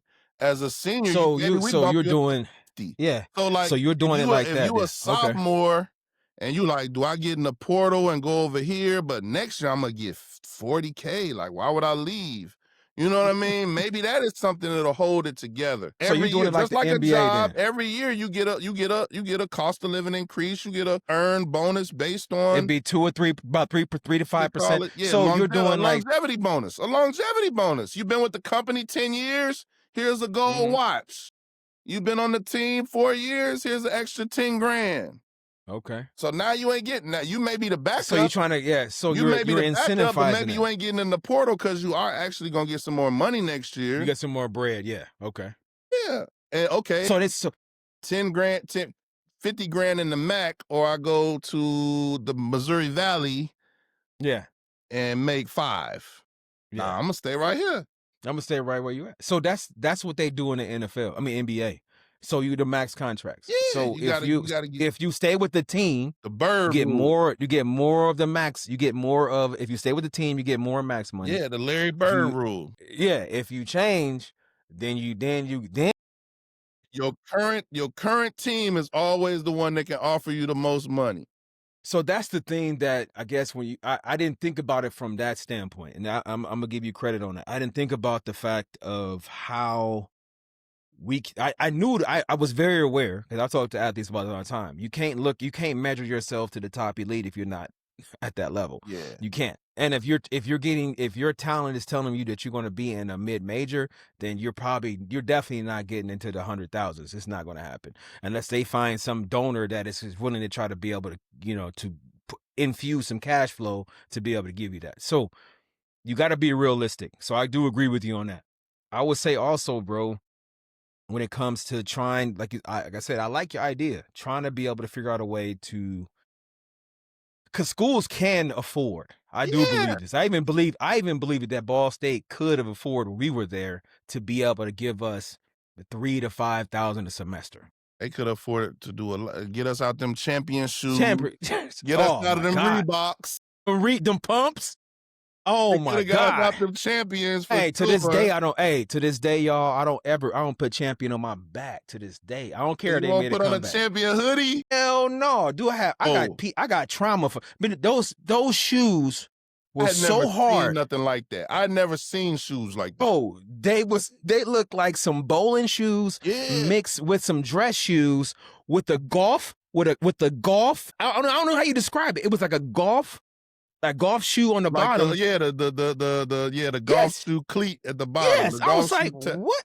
I was How like, am I bro, they gonna were like, play yeah, in we got this? turf shoes for y'all. They bust out them I was champions. like, I'm like, nah, bro. y'all, man, 'Cause I had played on turf in high school. We used to play in our gym shoes. We played in Jordans. I played in turf in the state championship I game. played in the Deion Sanders on turf my junior and senior when the year. 11s, listen, when the 11s came out, we went to state and we played in the dome. And one of my teammates had the 11s on. My mom was like, "No, I ain't spending that, but I'll get you these." I was like, "Cool." And I think I had the Bo Jacksons. No. Yeah.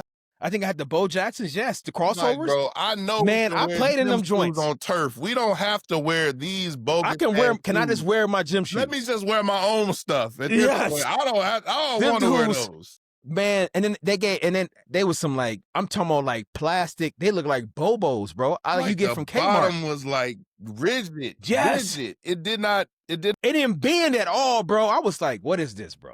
So yes. So again, in our circumstances, they could have done a lot to make. They could have been like, you know what? We're gonna give you guys unlimited meals, because this is what I tell kids. This is what I tell kids now. I'm like, that one right there is one of the worst ones. Like, you can't expect, like, knowing what we know now about bodybuilding and you can't expect to put on mass if they not consuming 3, 4, a certain amount of calories. 1,000 calories. Calories, yes. But we were eating 3 meals a day with the regular students.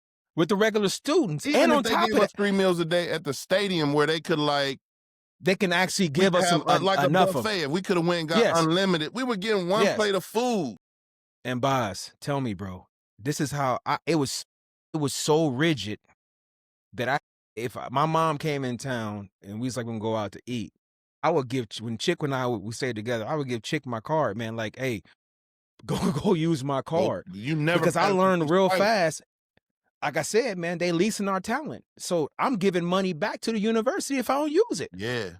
That's what I'm like, why would I not? I think who told me that? I think it was Chick told me, because Chick and then didn't get his scholarship until later. Like, he was a walk-on, Yeah, so he was like, listen, man, like, hey man, don't give that money back to the university. I was like, what you talking about? He said, bro, this ain't extra. This is you. Every single time you go swipe your card, it's literally you going to practice and you making that transaction. Yeah, it's 100% transactional. They could have done a lot more. So I'm with you on the plan. Like, my boy was playing at IU and they would eat at the stadium and they were eating a different diet from what the normal kids were. They were getting steak. They were getting pork chop. You know what I mean? They were getting.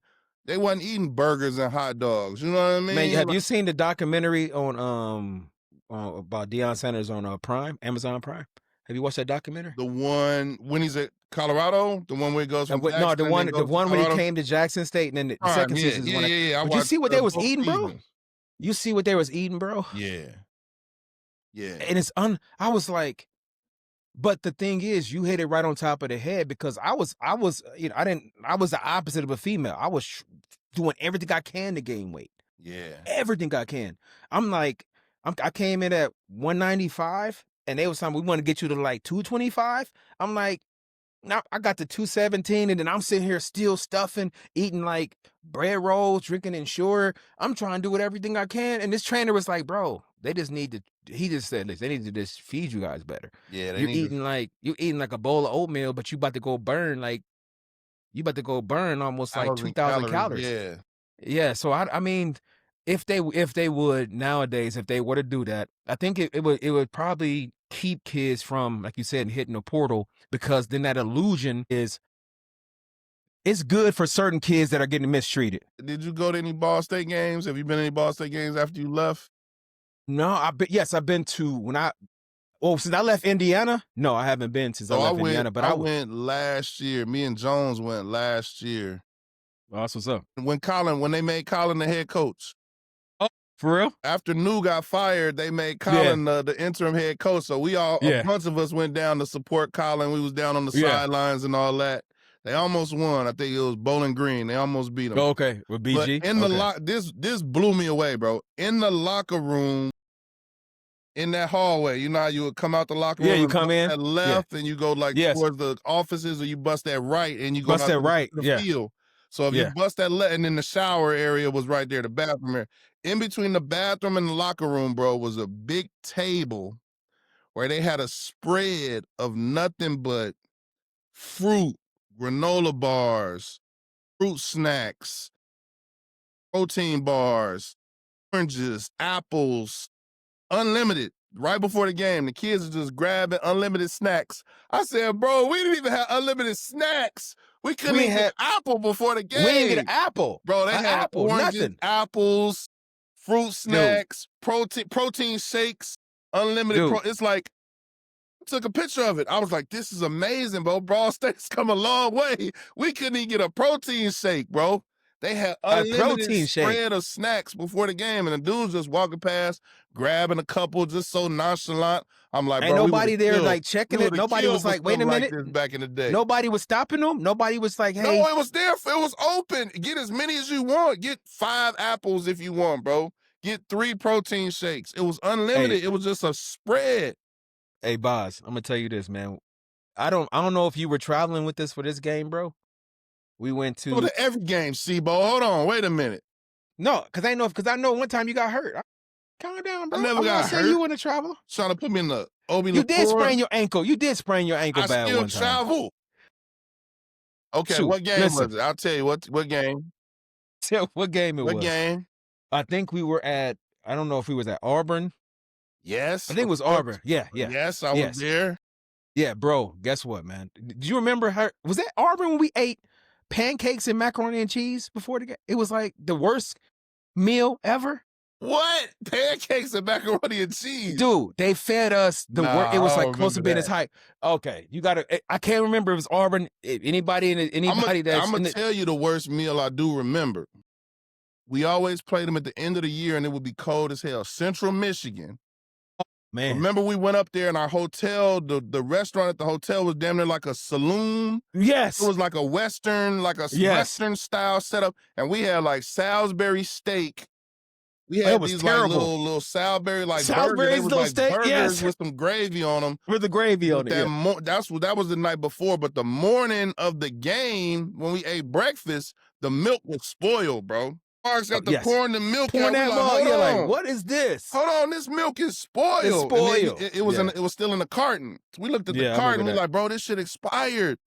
We had expired milk. It was like orange juice and milk. The milk was expired, bro. That was the morning of the game. That's when I was like, bro, this is terrible. But yeah, it was like a Western saloon type restaurant. Yes. Yeah, I'm telling you, hoping I can, somebody that's in your chat when they watch this, bro. Some of our team. Macaroni pancakes, bro. I was like, this is not even a meal. Like, what is this? And we got a game? Because you know that the philosophy was you got a carb load before, you know, all the different things. And like, I understand, okay, cool. You a pasta and a pancake. That's your best thing to give us. It's like, is this? And I was sitting around looking like, this is crazy. But those are some of the basic things. Yeah. Because, you know, that's why I say everything got to come up. Like it. You know what I mean? Like I said, calling them, it was better than what we had. So I'm sure across the board, everything is better. But have you saw the indoor stadium, the indoor facility? It's beautiful. The indoor is beautiful, bro. Yeah, they got it going on. But that's why I know they have money too. Bro, we've been out of school almost 30 years, bro. We old. I'm just saying though, but you know when they built that wing, yes, we've been out of school for a while, so I'm not gonna sit here in front. But they built the new locker room, and they broke ground, and then the last minute, then they barely got it almost done before the season started, and all the showers were flooding and all that stuff. So it's just the fact of like. That's why I don't know if have you seen like the new part where they have all the grass, the dummies with the uniforms on for all the dudes that went to the league, and then they got the. No. Have you been in the auditorium? No, I haven't. No. Yeah, so they got like the joint like you see on TV where they have a meeting room where They have that. Yeah, that's yeah, they cool. have that. Man, it's come a long way. So that's like the front. So like it's the same entrance where we would come in, and then to the Yeah. right, it was just like that seating area. But now to the left, they've built the whole like the coaches' offices are up there, they upstairs. Then you Mhm. come down, it's like a 2-story auditorium.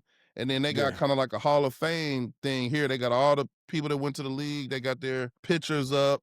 And then they got some mannequins. They got the jerseys of the guys that went to the league. Wow. It came a long way. They definitely got, but like you said, they had some money or they had the potential to raise some money.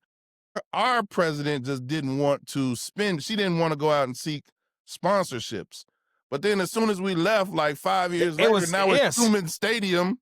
Like I'm like Yes. the shoe. What is the Schumann shoe? Stadium? This joint Yes. could have been Papa John's. What you mean? Yes. What you mean? Or we took the old, remember they took the old scoreboard and put it in the new thing. It was supposed to be a jumbotron. It just took the It was old. just like a little box. I was like, what is this? Y'all couldn't afford to put like a regular like jumbotron replay thing on there. I was like, Nah, man, you gotta, but those things again, those things are like you said. If we can find a level playing field, yeah. to be able to galvanize some of these mid majors, these other conferences that you're not going to be able. I mean, what Duke? Didn't they just sign a major quarterback?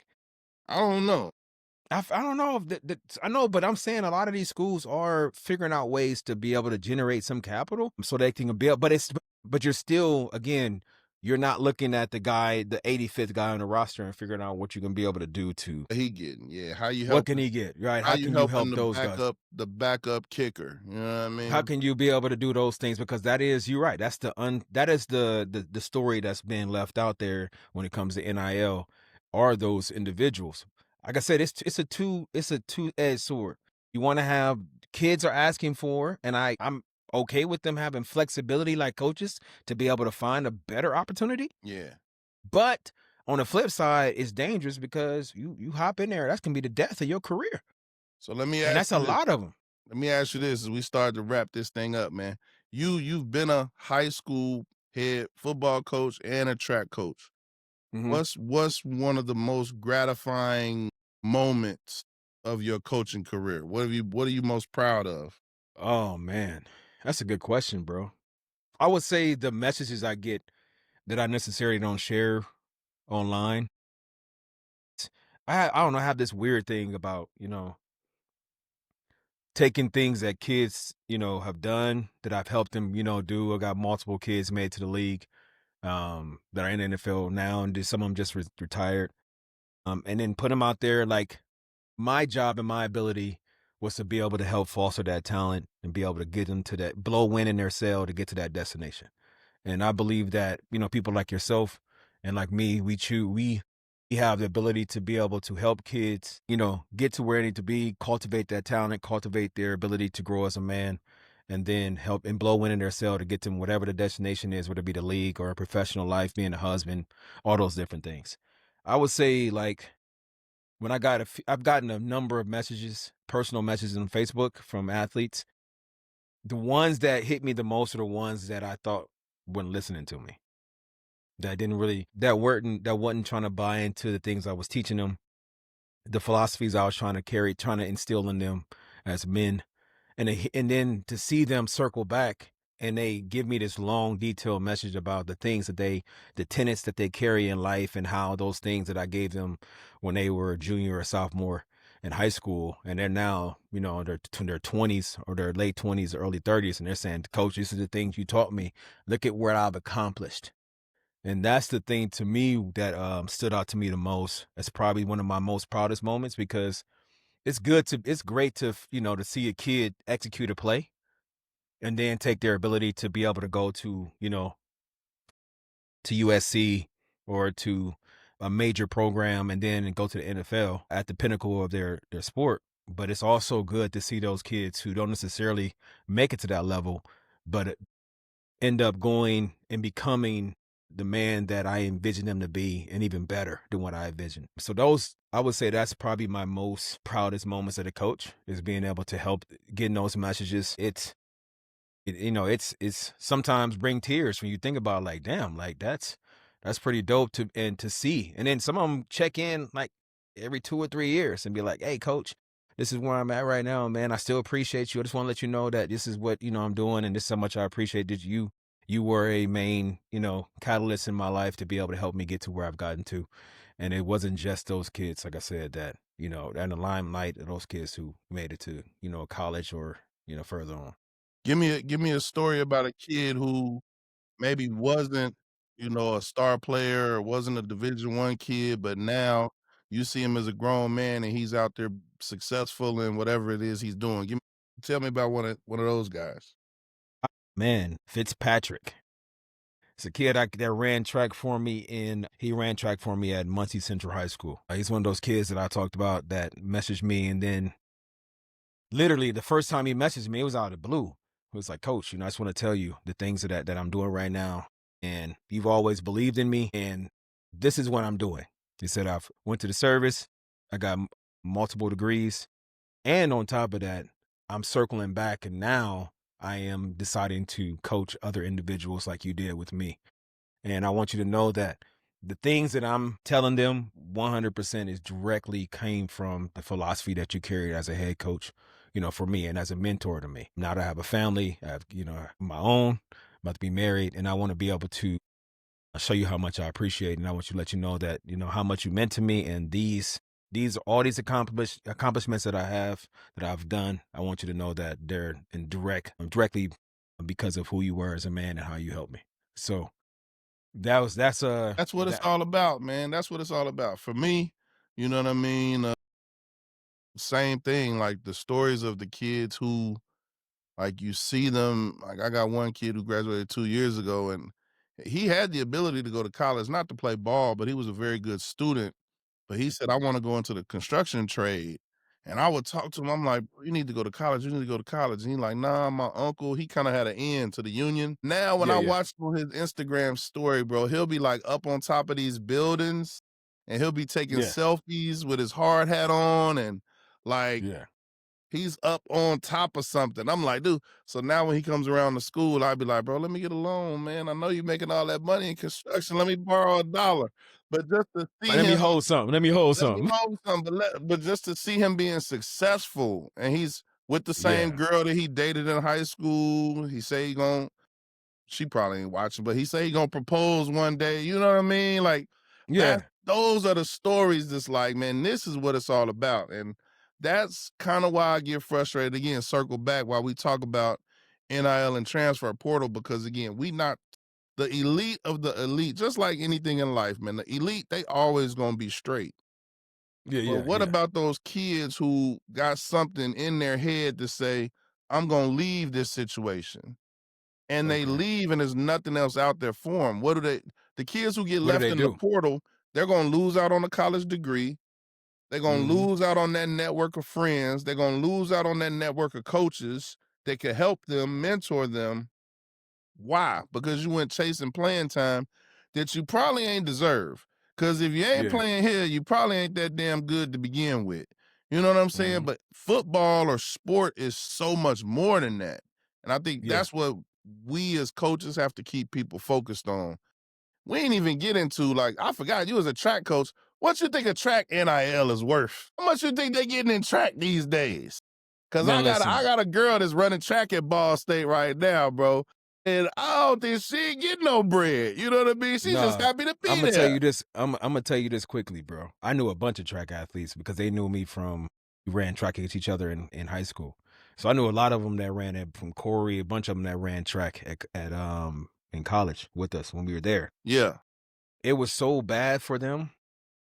We had it bad, but they had it they super had bad. it They worse. were staying they were staying, we stayed at Embassy Suites a lot of times where we had, our own beds, different space, even though Yeah, we had our yeah.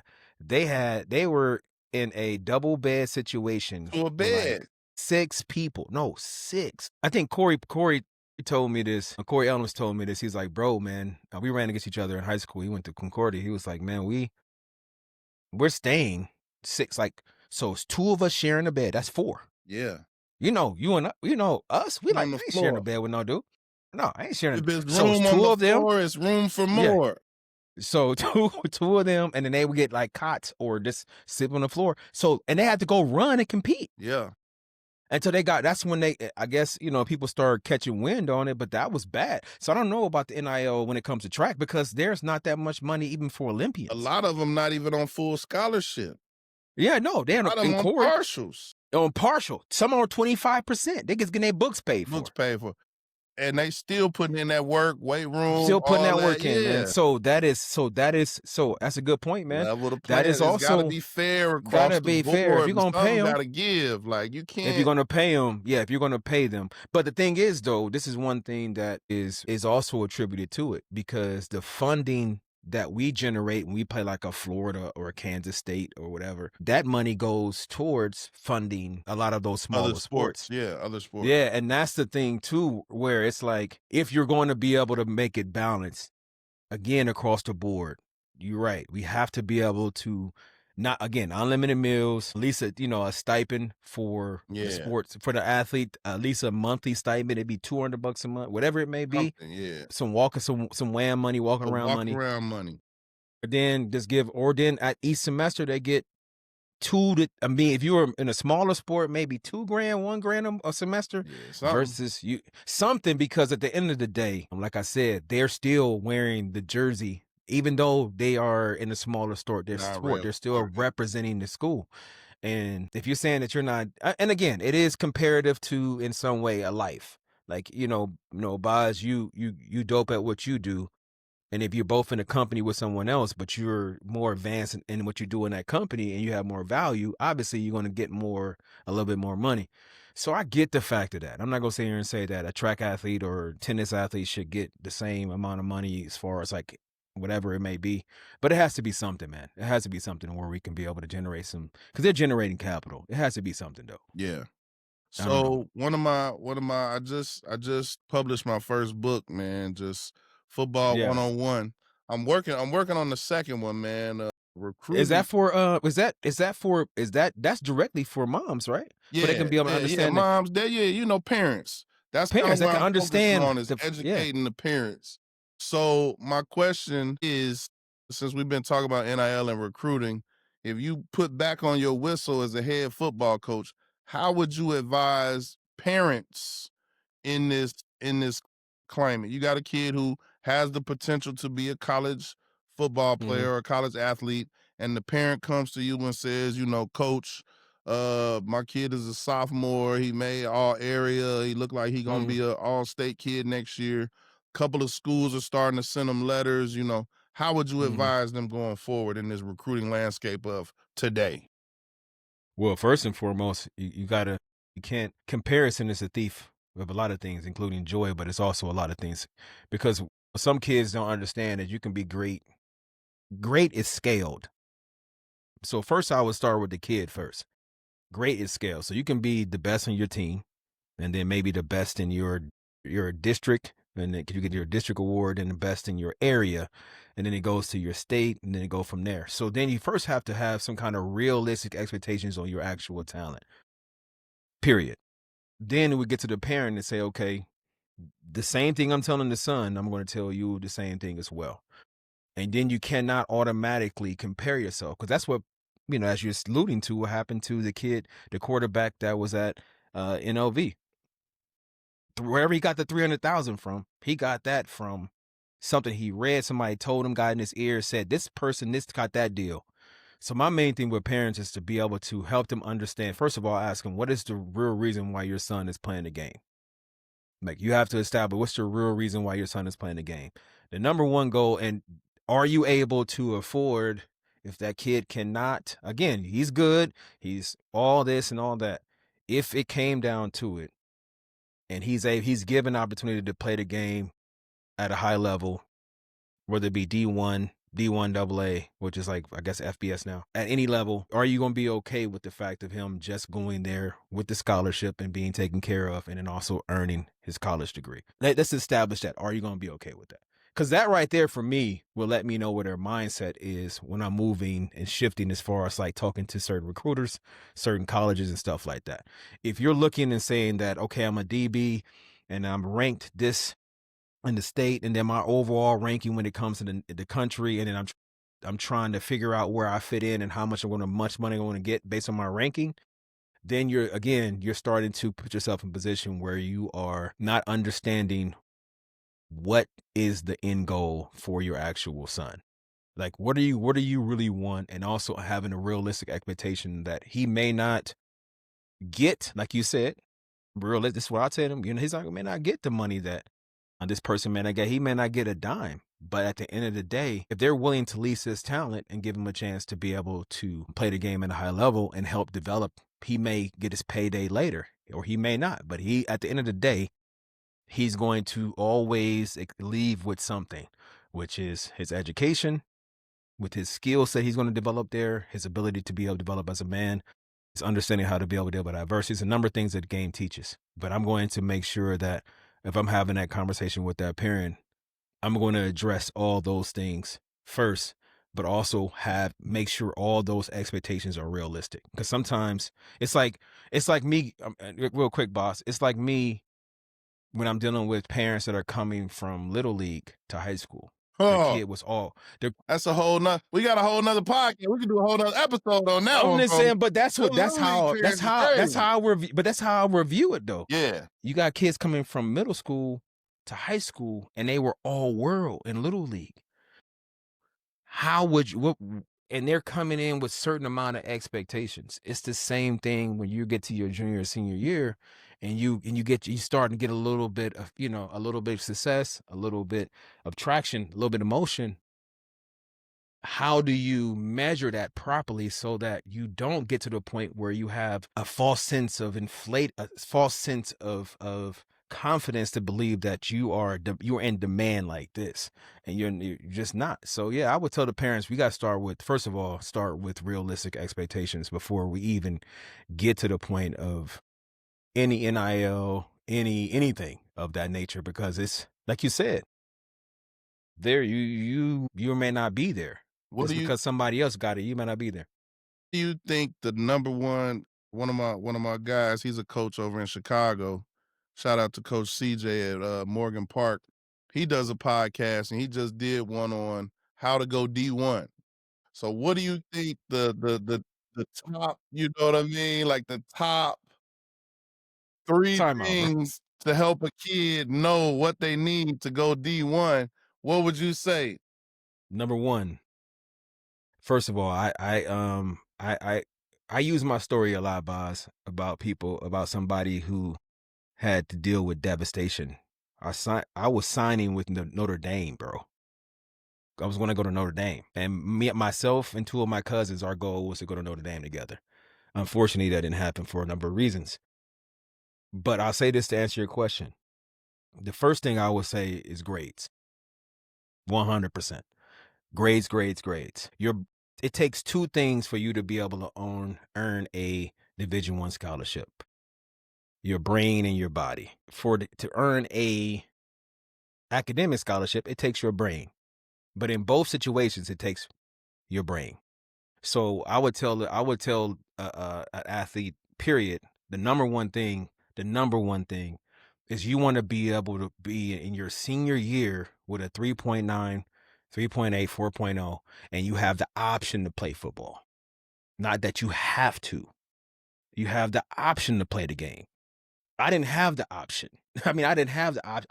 I can go academic scholarship or I can go football scholarship. You just want to have that option. That's the first thing I would say. The second thing, you have to understand your genetic DNA, your genetic makeup. Woo! Bro, that's so fun. His was the exact same, but his was just flipped. He said, number one, you have to win the genetic lottery. Yeah. Number You gotta, one. you And then gotta see number your two genetic was GPA. grades for him. Bro, Yeah. so many of these kids don't understand that. Go ahead. So your genetic DNA is your genetic makeup your genetic potential is one thing I learned even in my graduate stuff that's extremely important when you talk about training athletes. You can train to death and not realize that for knowing it, this dealing with football, unlike basketball, it's not necessarily height specific in a lot of things. You know what I'm saying? With basketball, those roles are tied to a particular height. With football, it's a lot different. You can play multiple positions and still be But from even in 6 to football, whatever. there's almost a minimum height. Like It's a minimum. now, I Yes. feel like Yeah. 7 to 6 foot is 6 foot. almost like Yeah. entry level. Like I probably am too short to play in this day and age. Like if Yeah, you're because five, they start if coaching you're bigger corners. Yeah, it 5'8", changed. 5'9", you better be damn good. If You gotta you're be 6 foot and above, you can you can be a we can start talking. yeah. Yeah. Yeah, so you're talking about like that. I'm glad you brought that up. So when you're looking at, DBs, that's corners, safeties, strong safeties. Yeah, of course. If you're nowadays, they like bigger corners. Mm-hmm. Remember, corners weren't that big back in the day. So bigger corners. 9, you were good. 5'9", you good. 5'9", even 5'8". I was gonna say It's just a 6 foot corner was considered big. considered big. And nowadays, that's one of my former players with the Raiders, man, when he came out, he was 6'2", 210, and they were like, "Oh, this is the big corner. You gotta be a big corner." 6'2", that was unheard of as a corner. Unheard of back in the day. So that's what I would say. So you're maximizing your genetic potential, and understanding that is key. Like, you gotta understand, if you were realistic about who you are, like you were realistic about who you are, it's certain things that I remember playing against a cat, the quarterback that was at not Bowling Green. Oh my God, he was a Lido quarterback, but the quarterback.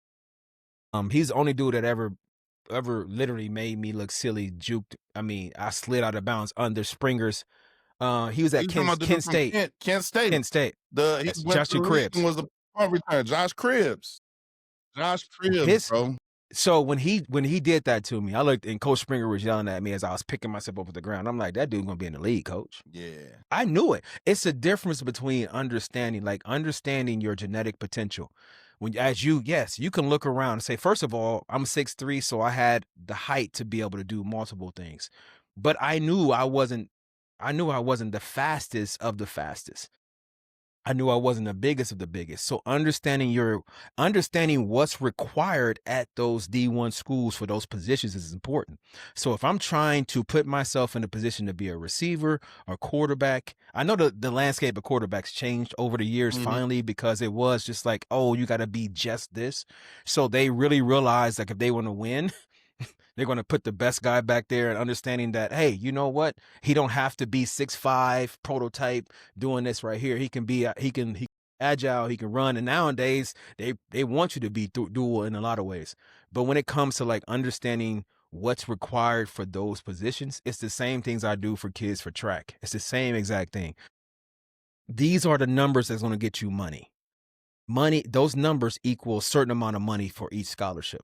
So if you are running a 10.5 and you're running low 21, if you're doing, about 45, 47, and you're able to collectively put these numbers together, that's going to equal more money. So as you measure yourself, you can't say I'm running 50 in a 400. I'm running 11, I'm running 11.2, and I'm trying to demand this. I'm trying to say I'm getting a D1 scholarship. I'm like, no, bro, no, that's not realistic. It's not going to happen. It's all these kids also too.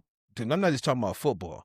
It's these kids that are my height playing basketball, and these coaches lying to them, saying that I'm like, bro, you're a center. You're a center. You're in the post, putting your hand up for the ball, and not realizing that you're not going to play on an intramural team down there, bro. See, bro, that'll be episode 3 of our podcast series, bro. I'm going through this every single day, man. I lived it. I had coaches. Center, I had coaches hate. Yes. 6'3", 210, 220. Talking about 220, bro. Like, 220. Well, I got you trying to hate on my hoop dream. I'm like, I'm not hating on your hoop dream, bro. Point guards are 6'5" and you got coach, now. yes, and you got coaches literally lying to them, bro. Making them come to practice every day. Lying to me. Making them dribble the basketball all year round. Yeah. And they come out at the last basketball season, run track for the first time, and realize, oh my God. Yeah. I'm really good at this sport. I'm like, doing this the whole time. This should have been this the whole time. And they realized that their coach is lying to them. So hey, you can dunk. How about you come over here and try the long jump or high jump? How you come high jump? Won't you just do this? Listen, real talk. on that genetic potential. I had a kid that did the basketball thing at Central. He came out of lone jump his senior year, got a full ride scholarship, and ended up going to Purdue on a D1. He jumped so far, bro, that he came out, ran a 48. He just like, I'm just running. I'm like, you just jogging this? Yeah. So he's like, coach, I just didn't know that. I didn't know. I just come out here. I'm like, bro, I didn't even ask you to run. I just want you to jump. He said, well, coach said he needed me to run a 400 for the 4x4. And I said, you just read that? He said, yeah. Yeah. I got on the phone. I said, hey, we got a kid down here you might want to come see. But that's number 2, knowing your genetic potential. Yeah. If you know that and knowing your limitations and because a lot of times, I'm just gonna be honest, bro, I outwork people. Some people were better. Listen, I'll tell Nate Perry to his face, bro. That dude was a beast. Nate Perry was a beast, bro. When I say freak, 6'4", 6'5". He's one of the best athletes I've ever seen. One I've ever seen in my life. That big, bro, that strong, that fast. That dude was that big, that strong. He had calves big as my thighs. I was like, bro, how are you built like this? When they finally found him a position, the best place he excelled was at gunner. Yeah, gunner. Remember, he was unstoppable at gunner, bro. Unstoppable. You couldn't put a double vice on him. He'll break a double vice so fast. And was down there. He ran like a gazelle, best gunner in America, bro. That's what I said. So yeah, but so they tried him at receiver, they tried him at safety, they tried him at linebacker, he couldn't find a position on the field, bro. That dude was a genetic freak, bro. If me or you were built like him, we'd still be in the league at 40, bro. That dude was built. That dude was the best. When I say hands down, the best athlete I've ever seen. I was like, how are you putting 5 something on your back and frogging it, bro? Yeah, he's the best to never do it, man. Genetic the best potential. To never do it. He I'll say that, yes. Spot on the field. Number 3, my last one I would say, bro, number 3, man, when it comes to like understanding.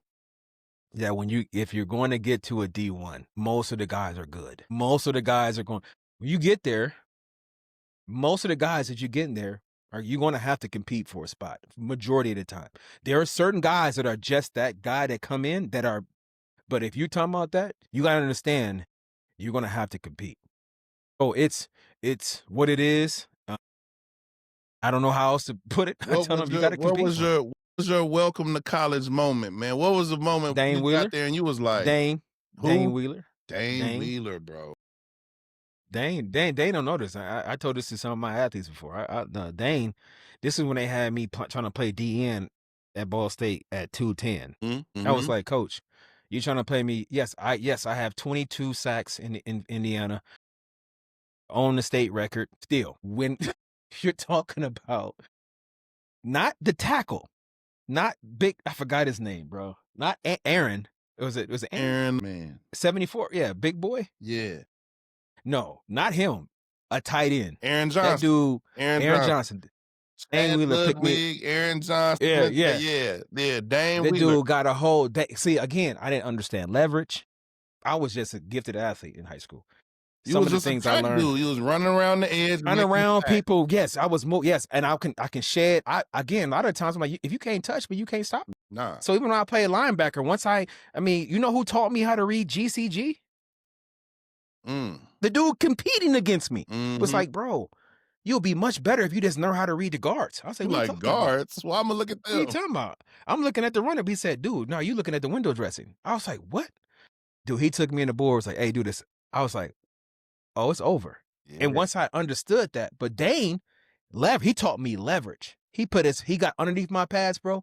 He picked me up. And listen, this is honest to God truth. That dude said, welcome to college football. Yeah. He put me, I was like this, looking at him like, I was fighting on skates. I got one better, a Dane Wheeler story better than that. Imagine trying to hit that motherfucker. He'd have ran a seam route and caught the ball. And now he coming up the seam full speed, and I had to tackle his ass. So you was over there trying to tackle Derrick Henry then? Bro, he was so... And then what was the other tight end we had? He was he was skinny. He was skinny, though. Jimmy Place. Jimmy. So those were the 2 tight ends. So Jimmy was like tall and skinny, and then Dane was Dane was basically an offensive lineman. Yes. So like And that's what Jimmy, I could yes. pop Jimmy. I was like, Jimmy, he all right, you know. They ran a seam and threw that ball to Dane Wheeler, bro. I hit him. That was probably concussion number 1. I was like, nah, bro. Because you probably tried to hit him in his legs, didn't you? And then Yeah, his hit that legs were thigh. like tree Yes. trunks. Yes. He's trying to hit He that. was She's trying to tree cut him trunks, down. bro. Yeah. Yeah, But that's the thing, Dane though. Wheeler, man, that's a good one. Now, Yeah, Dane was that dude. did he just pass away? One of our teammates just passed away, bro. I want to say it was Dane Wheeler. Man, that'd be crazy. Yeah, I feel like it was Dane, man. I don't want to be wishing that on somebody that it didn't happen to. But yeah, I kind of think it was Dane, bro. We was just kind of talking about him. Dane Dang, that's Wheeler, crazy. man, he was a beast. That dude was a beast, bro. He What was a about in the beast, man. game? What was it? What was a game you remember from I college already that told was you. just I like, already told you. I would told you. I already told you. You talking about what a game I remember or who got me in the game? where you was just like, yeah, this is different. Now that was that I would say it was more so like I said, Joshua Cribbs was probably the most enlightening one of all the athletes. Enlightening. He was Yes. enlightening. Yes. Because he was not only was he big, he was fast, bro. He was fast. And then he was elusive.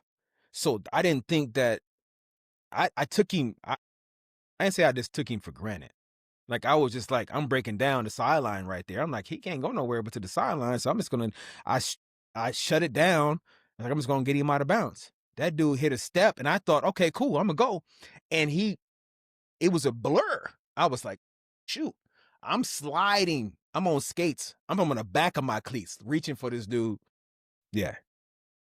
And then I was like, yeah, he's the truth. Yeah, bro. Obviously I ain't go up to him after the game. You the truth, but in my mind I was like, that dude's a beast. He's gonna be a problem. And guess what? He was.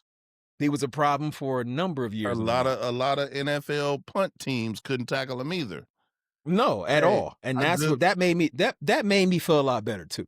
I just found the obituary, bro. Dane Wheeler passed away January 14th, 2025, bro. Shout out to Dane Wheeler, man. Shout out to Dane, man. Shout out to Yeah, Dane. man.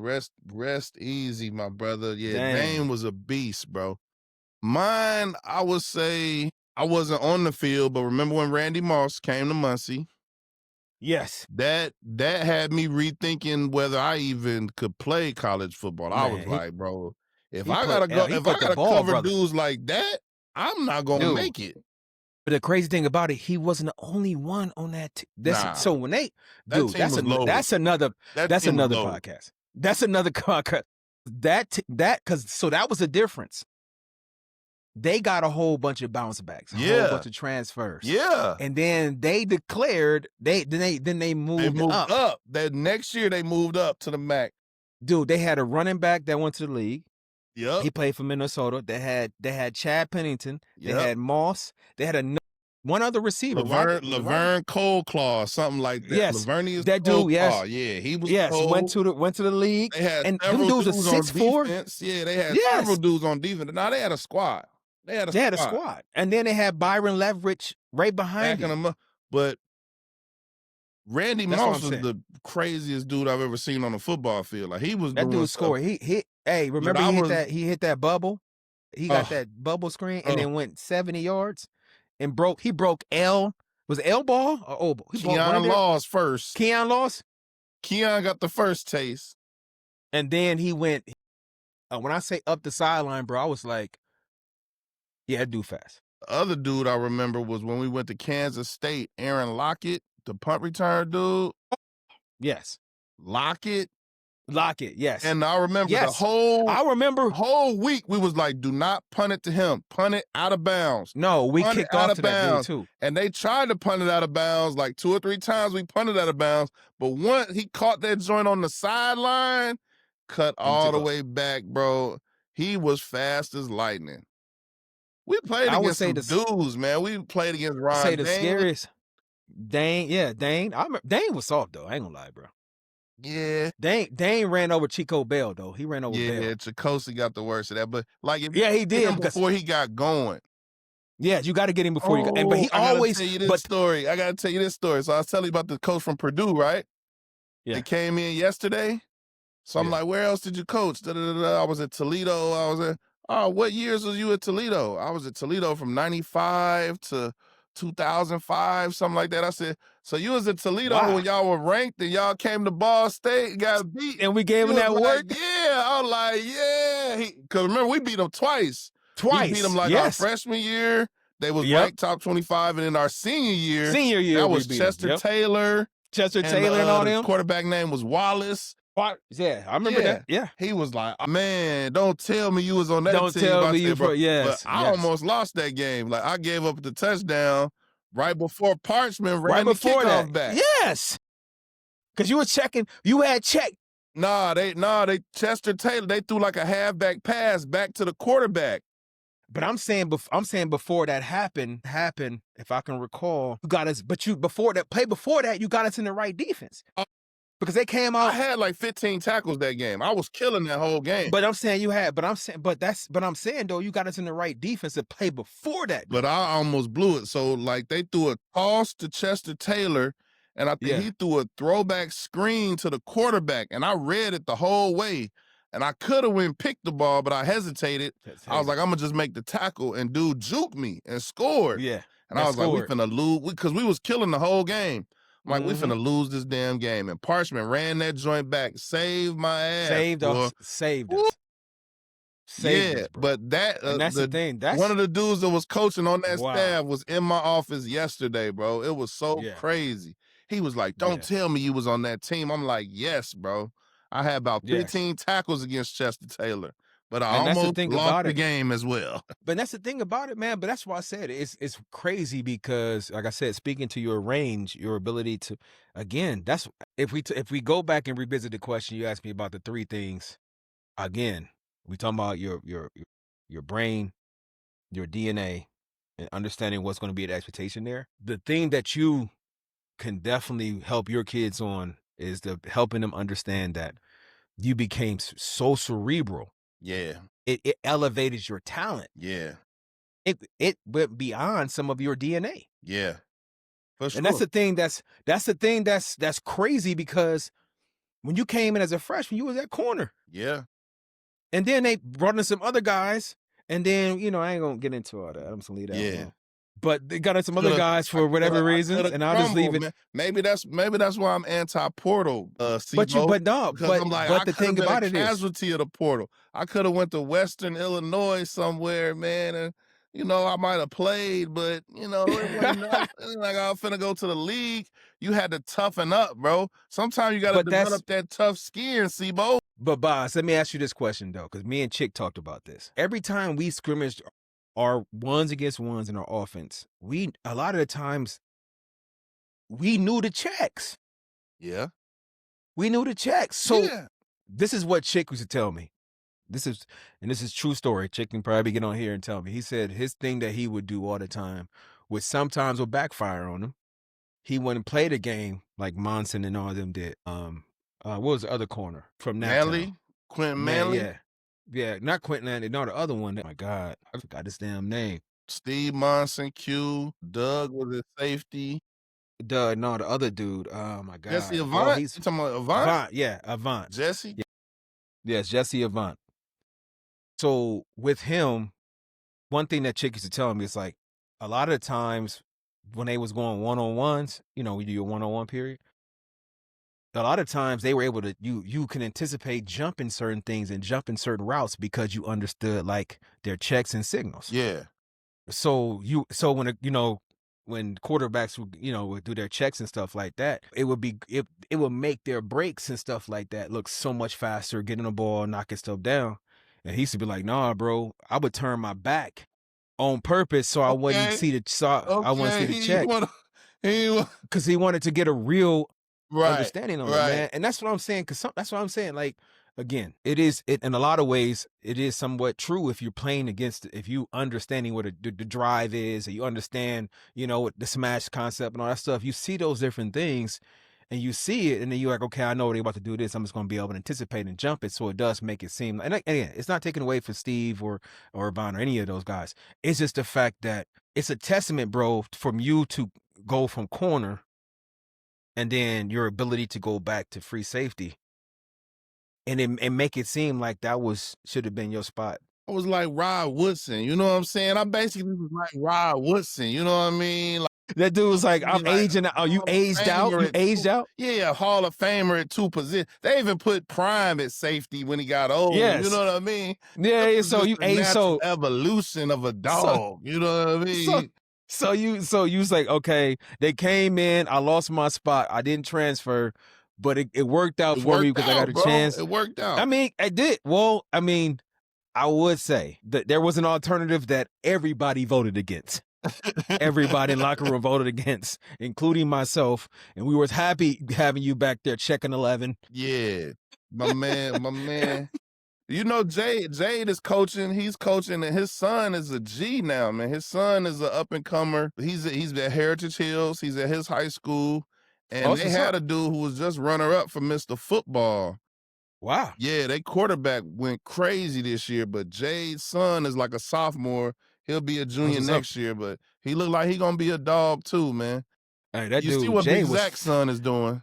yeah, I know what Big Zach's son is doing, yeah, but shoot, Jay It's was fasting him up, Jay bro. was fast, bro. Winchell It's was so cool to watch, like, Trig's son is playing at Valpo, you know what I mean? Like, it's for cool to real see our teammates' kids out here doing their thing, doing the thing, man. and it also say how old we are. That's We crazy. y'all know that's a whole nother story, you know what I mean?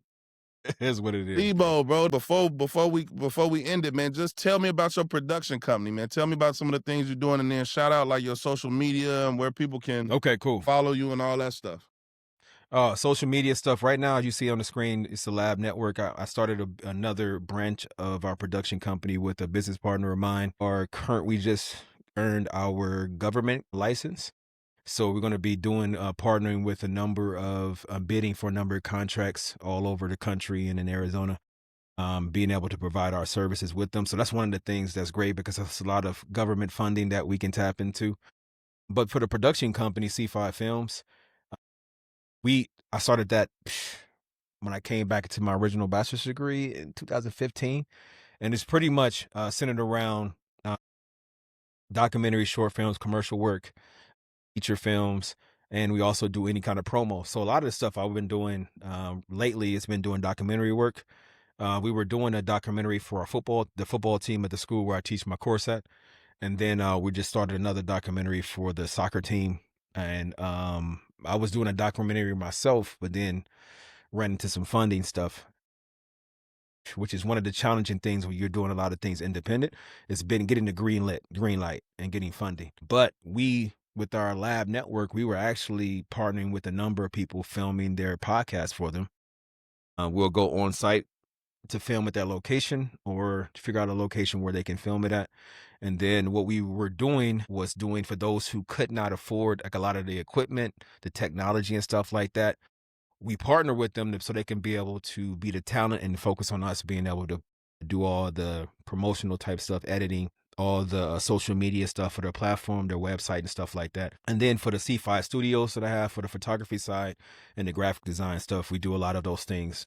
We partner with we used to partner with a lot of podcasts, but we more so deal with e-courses, helping people film their e-courses for those people that want to make money while they sleep. But a lot of educators. So the podcast stuff, obviously the podcast space is one of the biggest spaces right now. And there are a lot of people that have been wanting to build those, but they didn't have the technology for it. So we did some revenue sharing with them, to be able to provide them with that. We'll provide the back end. They'll be the talent. And then we did that for a while. And then now it's just really focusing on the government contracts, filming and filming the documentary stuff. But it's been cool, man, getting back into it. I love it. I teach the course. It's a CTE course. It's a career and technology education course. And it allows kids to be able to get their trade certification in film from the state of Arizona and allow them to be able to work, plug and play, go straight from, if they're interning at my business, they can go straight to a news station or even I've hired a few of my interns to come work with me. Some of my students who want to continue in a career, I've hired them in their particular area that they focus on. And then we built out a internship program that we partner with schools like ASU and the Maricopa schools out here where they're able to come on set and get some real world application experience. And then also build their portfolio. That's one thing you hit on a long time ago in the first hour of our conversation Yeah. was if you're going to ask someone to entrust in you, hire you or whatever, you need to have proof of concept. You need to have a portfolio. You need to be able to say, this is what I've done and this is what I can do for you. And this is why I demand this much money. So we get a chance to help individuals in that area that want to. I don't know. I've had a ton of, I'll say at least 20 or 30 mentees. Some of them are doing big things now. Some of them moved to, because it's not just in Hollywood anymore. You can sit here where I'm at the crib and you can edit a whole documentary, whole film. So it depends on what lane you want to be in the film. So we'll help people do that too as well. But the film side of it is where I love working with my students and stuff like that. But hopefully we get a chance to get some more funding that we can turn into this new documentary that we want to do.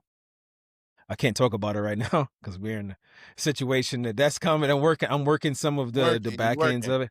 Yeah, but Where can that's we what I'm doing. find you So on social media, man? Shout out your social. C5, yeah, C5 Films at C5 Films at C5 Studios on Instagram. Proud of everything you doing out there, man. Same, bro. We gonna get on a pod again, man. We got so much. Man, we got to. I'm talk about, I'm gonna have to bring you on mine. For sure. Let's do it. Let's do it. Yeah, it's gonna be called Cigars and Conversation, bro. I gotta bring you I'm on there. bro. I'm on there. All right, man. Just Appreciate say the word. it, All right, All right, Sibo, man. love, bro. Well, same. Peace. Be Take easy. care, man. Peace.